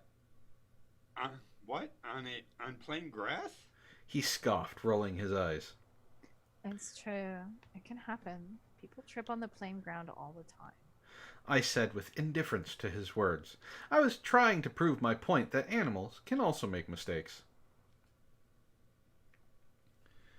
Yeah, 'cause they're dead as clumsy. As you can see, tigers are not. He said proudly. Boiling up, I grabbed the cushion and smacked it on his face. His eyes widened in surprise. Fucking bitch, you give me a bloody nose! How dare you? Pen says she can't hear you. Can't hear me? Yeah, you. I don't see why. Hold on. She wants you to swallow your mic, though. Turn your vibrator off. I don't have a vibrator on. Here you go. He said with a laugh and a devilish smirk on his face.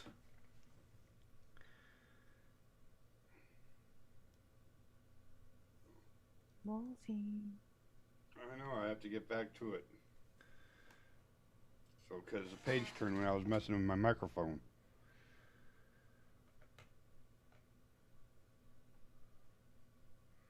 Okay. You're lucky you're hurt right now. Yeah. How dare you, he said with a laugh. There's a devilish smirk on his face. You're lucky you're hurt right now, or I would have... You're lucky you're hurt right now, or I would have pinned you on the ground. He stopped when he realized where he was going. His eyes suddenly turned from playful to dark, and he stared at me with impeccable eyes. Impeccable eyes. Impeccable eyes. Didn't know you could have impeccable eyes. They're perfect. There's not a mark on them. They're impeccable. And what? I urged him to complete his sentence. Let you go. Pussy. Hey, I am what I eat. He murmured. We were sitting very close on the couch, and if I concentrated real hard, I could see his pupils dilate. That's a great revenge plan you got there. I mocked. He smiled and turned his head away, and the documentary was long gone from our thoughts. The clock was ticking, 11:33, when we decided to finally head to bed. We both had discussed what was going to happen tomorrow, and I told Corner about everything I was going to say in front of the media tomorrow. Stop saying tomorrow in the same sentence. He said he fully supported me in every decision and said that he will bring all of the protesters tomorrow in the audience so that they can see for themselves that I was not in favor of the law. because Corner apparently knows that... Corner apparently knows all of the protesters. All of them. By name. He has their numbers. He's a leader. He said that they would fully support me too. There was just one person I was afraid of offending, and that was the head of the Congress House, Benedict Wilbur. I told Corner about how powerful he was and how hard it would be for me to go against him because he is the biggest supporter of this act. Corner didn't meet my eyes throughout the time I talked about Benedict. I figured he was just tired and wanted to go to sleep, so I dismissed it. Corner promised me that nothing will bother me, even Benedict Wilbur. That's a horrible name. And I shouldn't worry about him. Corner suddenly seemed anxious and angry. Maybe because all the pressure was finally building up tomorrow. Hopefully, everything goes well. We were currently heading for our beds to sleep. I slept in the guest bedroom yesterday, and after I forcibly helped him in cleaning it up, he said it wasn't used for a very long time because no one stayed over at his house. We know this. He stated it before. I could relate to him very easily because my guest bedroom had been locked up for years too. Corner's mood was extremely off ever since we talked about the upcoming meeting tomorrow, especially when I talked about Benedict Wilbur. I couldn't figure out how to cheer him back up. Blowjobs are good for that, I'm told. You're lying. Connor. No, Corner. Corner. I spoke just before he was about to go into his room. He turned around and stared down at me. I think I was mistaken, but I saw a glint of regret and fear in his eyes. I wanted to let you know that I believe you. I said. His eyebrows creased in confusion, probably thinking what I was talking about. What? You know, I know. You know, you were right about the tiger thing. He did break his legs because he was running too fast. Oh boy. And I saw a hesitant smile peek across his lips at hearing my words. Keep smiling like that. I really like it. He again had that dark look in his eyes. But this time I swear I saw guilt flash before them too. He's about to chain her up in the basement. But I couldn't figure out what he was feeling guilty about. He hasn't done anything wrong. And then he said the most unexpected thing possible. Wolfie. Would you sleep with me tonight? I stared at him dumbfounded.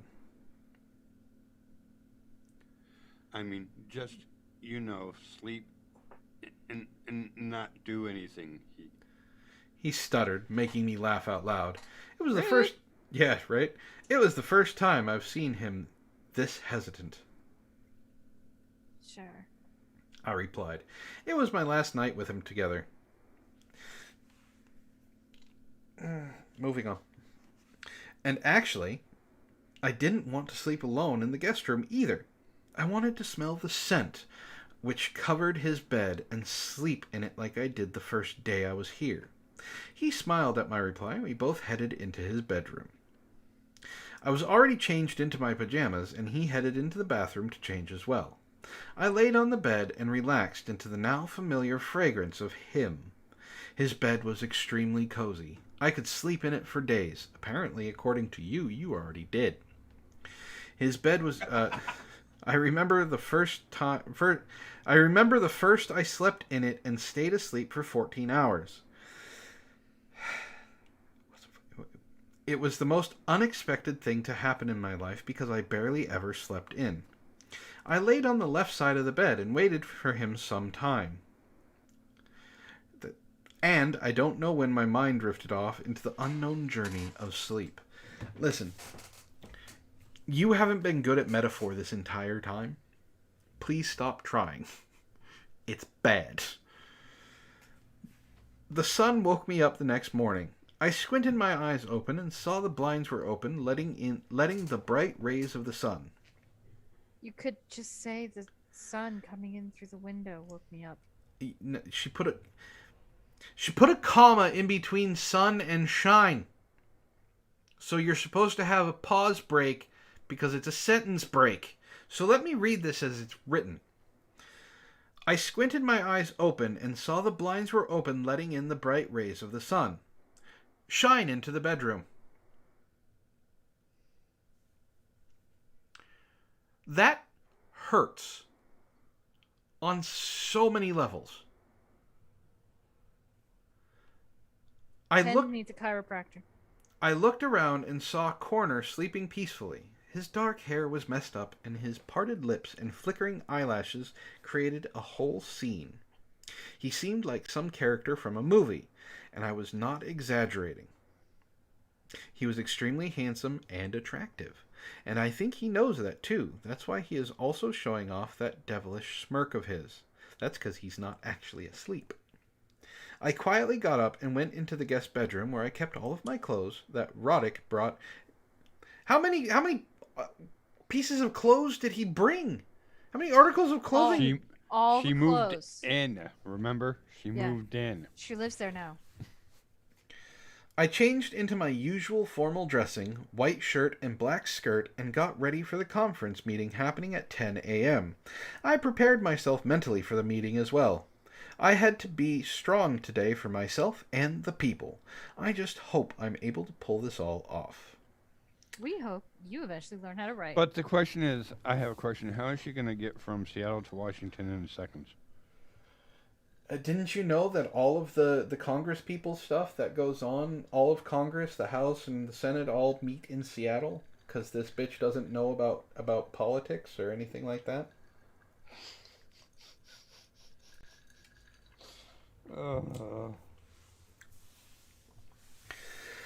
I stepped down from the stage as the whole crowd applauded. Oh god, there's the Tumblr. It's an actual Tumblr everyone clapped thing. Well, in this case, they actually do that after certain addresses. There is applause. So she's not completely wrong for the first time in the entire book. The journalists were still shouting endless questions, and the confused faces on the Congress people tried to adjust everything in their heads.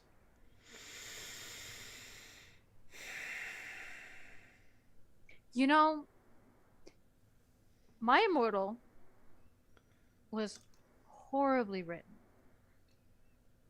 But Yeah. it was way more entertaining than this bitch. Because My Immortal was so badly written That it was funny. This is just badly written, but you see enough decent stuff in there. You know, little bits and pieces to hint that this person could have actually done a good job with this book. They were just too lazy to do it. They don't have an editor. They probably have an editor. They just don't care. The conference finally ended. Or it's the drunk hobo on the corner. Could be either one. And it was the first time I was proud of something I did. She didn't say first time in her life, but it was close. I believe that deserves a shot. Everybody take a shot. Roger, Dodger.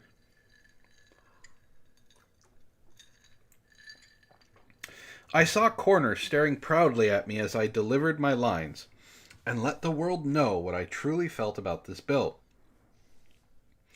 The media was still shaking, and the protesters were extremely happy. The media was literally shaking. It must be MSM being confronted by actual truth. I went backstage. You're on the floor of the house. There is no backstage. I went backstage. Don't you know she's a star in her own head? She's a star somewhere. Star of her own clown show. I was going to say she's the star in a chocolate starfish, but, you know, that's Me. I went backstage and took a few deep breaths, calming down my racing heartbeat. I had to get to Corner and tell him how happy I was that I finally listened to my conscience. And Jiminy Cricket told that bitch to go jump off a cliff. I peeked at the... I could just see Jiminy Cricket. Go fuck yourself! I peeked at the crowd from backstage, looking at the seat of Corner. I peeked at the crowd from backstage, looking at the seat of Corner. Yeah, looking for the corner seat where she can go and hide while people try and throw glass at her and kill her again. Surprisingly, it was empty. I frowned and looked again. Still empty. Where did he go? Doesn't change. I- Someone's not there. I paced around backstage and tried to find him, but he was nowhere to be found. Why would he be backstage? The Congress people, you don't have to keep saying Congress people, you don't say the Congress, you just say Congress, were scattered everywhere, and the angry looks that they gave my way didn't go unnoticed by me. Well, Hold on. That's good. They might be going unnoticed by other people, Hold on. but not by you. Does she Dumb think bitch. that only one person decides what happens in Congress? Yes. Like, she doesn't the writer doesn't understand that there has to be a vote, and like one Nope. person making a statement doesn't decide. Like, I'm gonna say this. We established this at the very beginning, the way she was writing it. I knew they would be angry at me for going against them, but I had to do the right thing. On top of the fact she believes that apparently Congress is unanimous about something. Like, even if it was unanimous, her speaking up because it's unanimous means that it doesn't fucking matter if she spoke up. Like, if all of Congress, and I do mean all except one person, basically said, yes, this bill is going through, that one person speaking up does not fucking matter. I know this. You know this. Ishtar knows this.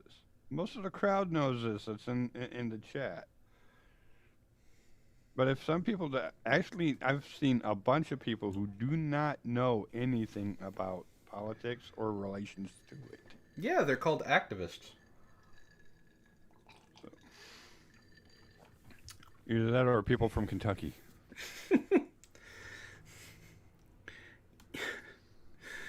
You will regret this, Alexandria. Mr. Lockwood. Corvus! They made you come in too? They needed another voice for someone named Lockwood. I had no choice. Oh, poor Corvus. Mr. Lockwood said in a bitter voice after approaching me. You took the side of the protesters, and now you're one of them for us. Don't come running to us when they betray you again.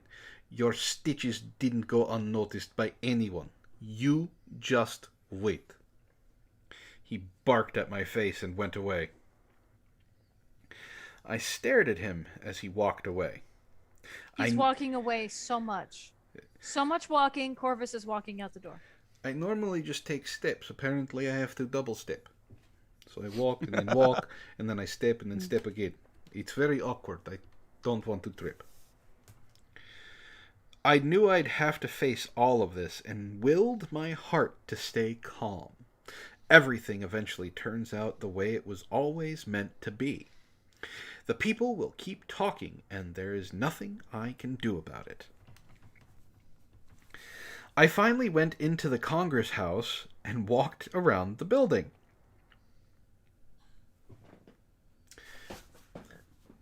Alexandria. Alexandria. Do I have to? Yes.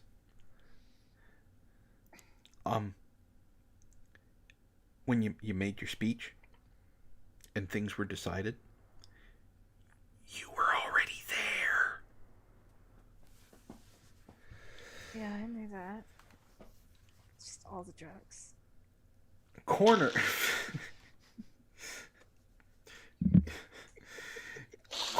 Corner was not... Just all the fucking drugs. Corner was not picking up his phone either, and I was getting extremely worried somehow. Hope he is okay. I passed through... No. Hope he is okay is something you say to somebody. It's not a declarative sentence that you write in a book. The correct phrase is, I hope he is okay. Yeah, I know. Stupid. I passed through the office of Mr. Wilbur and heard strange shouting noises coming from inside. I stopped dead in my heels and listened. I couldn't make out any word because the voices were muffled, but I knew that both of the voices were male. I waited for around a few minutes. All right, hold on. Okay. I waited around a few minutes. That's something. You can't say, I waited for around a few minutes. Or I waited around for a few minutes. When you say, I wait around, you give the declarative time. But since we know time doesn't matter to this bitch, the phrasing is wrong. It's just fucking wrong. And it's annoying. And it grates on my nerves. Breathe.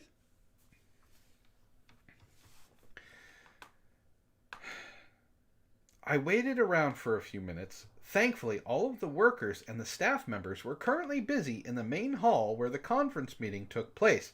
It's not where the conference meeting takes place. The main hall is the house itself. It is where everybody is. That's called the main hall. Conferences take place in conference rooms. And what she's talking about is she's talking about a press conference, which takes place outside.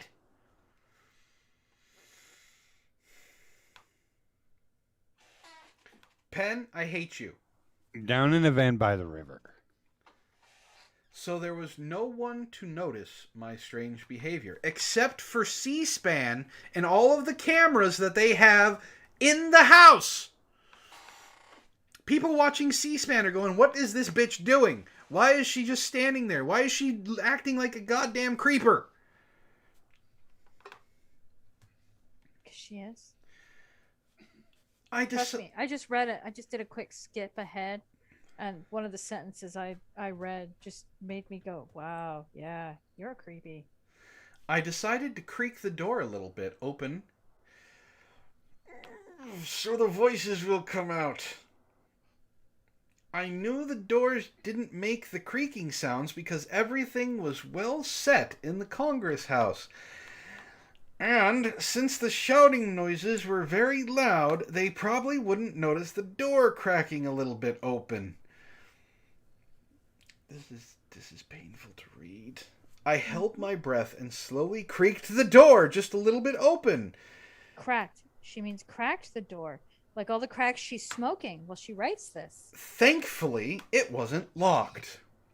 I saw Benedict Wilbur first. His face was fully red. And is anybody else seeing the twist that Corner is related to Wilbur? Does anybody see the twist coming? Because I did. She fucking projected it. So when it happens, everybody acts surprised. I saw Benedict Wilbur first. His face was fully red, and he was staring at someone with that murderous glint in his eye. I couldn't see the face of the other man since his back was turned against me, but he seemed oddly familiar.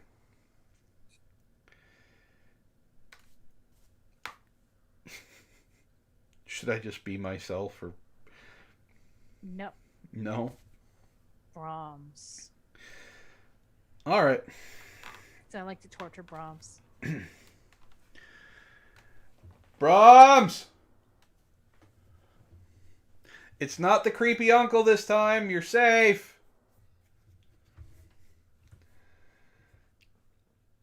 As long as it's not damn uncle. It's not the uncle. All right. What is my motivation? It's a politician. I'm a politician.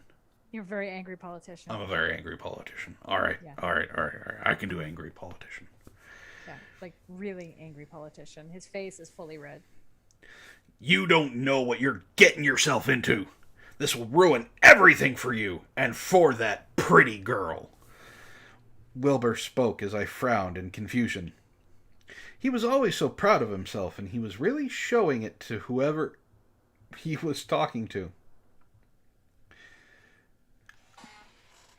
No, you don't know what will happen to you when you pathetically lose in front of the Senate. I will make sure of it. Wait a minute. That voice. I recognize that voice. Believe what you damn will, Wilbur shouted in return, and the other person finally turned around, making my suspicions clear as day. It was Corner Smith. No dun You're dun at dun. Chapter 7. No dun dun dun. 2 hours. Dun dun dun. Dun dun dun! Thank you. Everybody drink. Jesus Christ. This fucking book. This fucking book.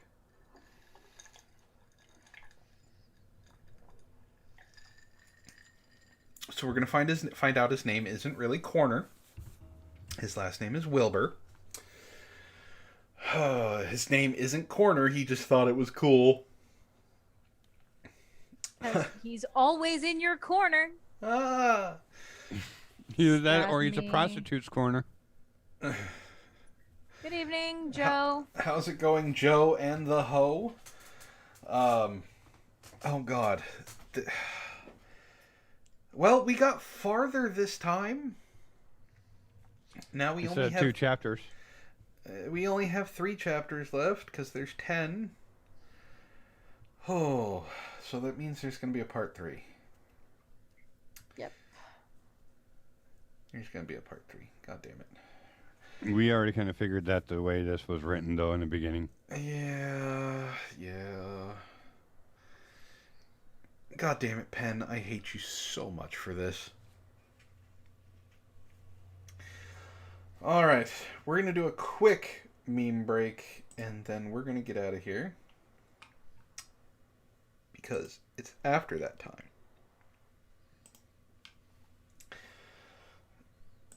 This is very true for everybody. Reading the story. Regret. Yes. Yes. Yes. Yes. Do you remember when Alexandria was proud of $1 million divorce? Pepperidge Farm remembers. Oh God, there's a lot of these. Oh, Penn is being put up against the wall by the meme smiths. I don't know if that's good or not. Alexandria, fine. Behold how happy we look as a couple in this photo.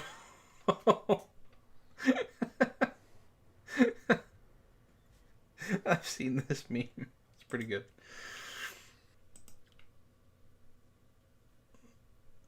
Oh, Alexandria. Oh boy, I can't wait to have corner yogurt. Ew. That was gross. The meme smiths are ready to fight Panina-chan, apparently. This is like a bad Star Wars. Yeah. This is everyone reading, listening to this shit. Congratulations, you are a failure.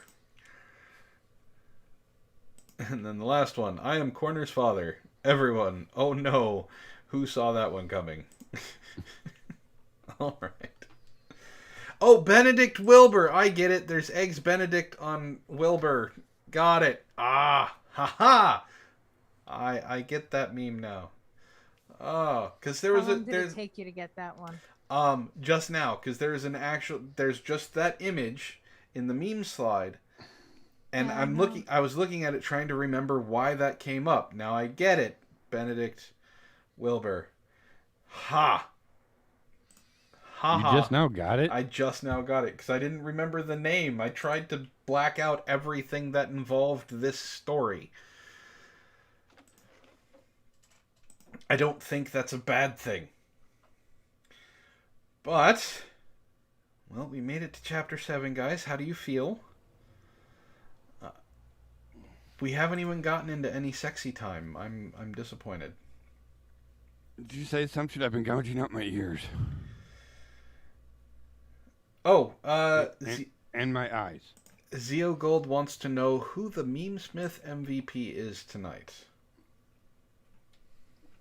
The one who did the animated chick. Of me. Okay, so Ishtar, where are you? Ishtar votes for Zeo Gold. Yep, I put my vote there. Okay. My vote. Oh wow. Yeah, my vote goes for Zeo Gold. With the chat listening to this shit, and it's the dude looking at the phone smoking the cigarette. What about you, Wolfie? I would have to say Hasser, but Zeo Gold took 2 out of 3.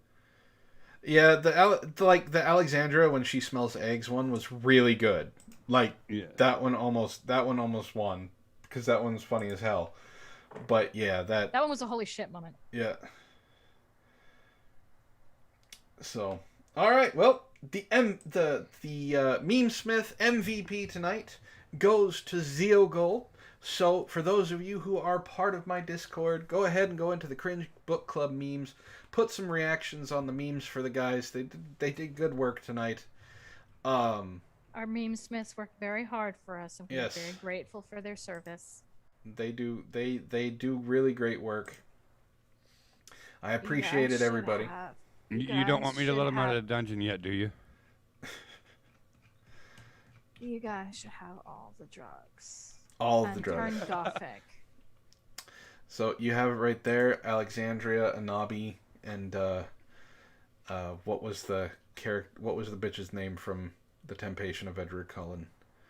Fuck if I know, son Yeah. of a bitch. So you got the approval from Anabi there, Zeo Gold. Congratulations. So remember, guys, we're not actually saying we like Zeo Gold better than Haster or Ray or anything like that. It's just for fun. We're just picking the memes that we like best. We really appreciate what you guys do. And I personally really appreciate, Ishtar, you showing up again for another Cringe Book Club. You've basically been here from the beginning.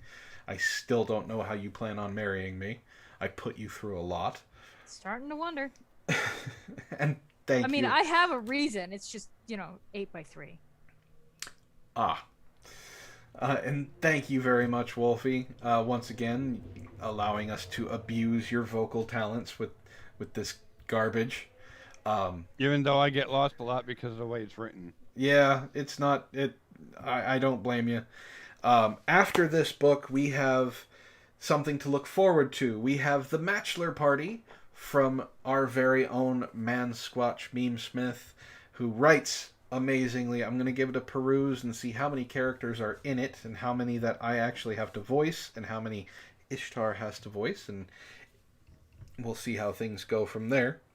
And then after that, because Vin, Wolfie, and Panina-chan all paid for it, we have the very first book of the Five Nights at Freddy's series. So looking forward to both the Matchler Party and the FNAF book. So we will Dibs on Charlie. Charlie's a girl, so There's multiple. Hi, dibs. kids. Nice to eat ya. I love that song. So thank you again for joining us, guys. I hope you had fun. I hope your brain isn't as fried as ours is, since all you had to do was sit there and listen. And hopefully, maybe, possibly, we will have another Cringe Book Club next week to get this out. Who knows? So, thank you for joining us. Do you guys have anything to say? Anything you want to pimp out? Bye. Ishtar is ready to be done. Bye. I'm gonna go lick some windows and eat paint chips now. All right, everyone. Thank you for joining us, and we hope you have a wonderful weekend. Happy Friday. Drink as much as you can. You don't have to go home, but you can't stay here. Peace out.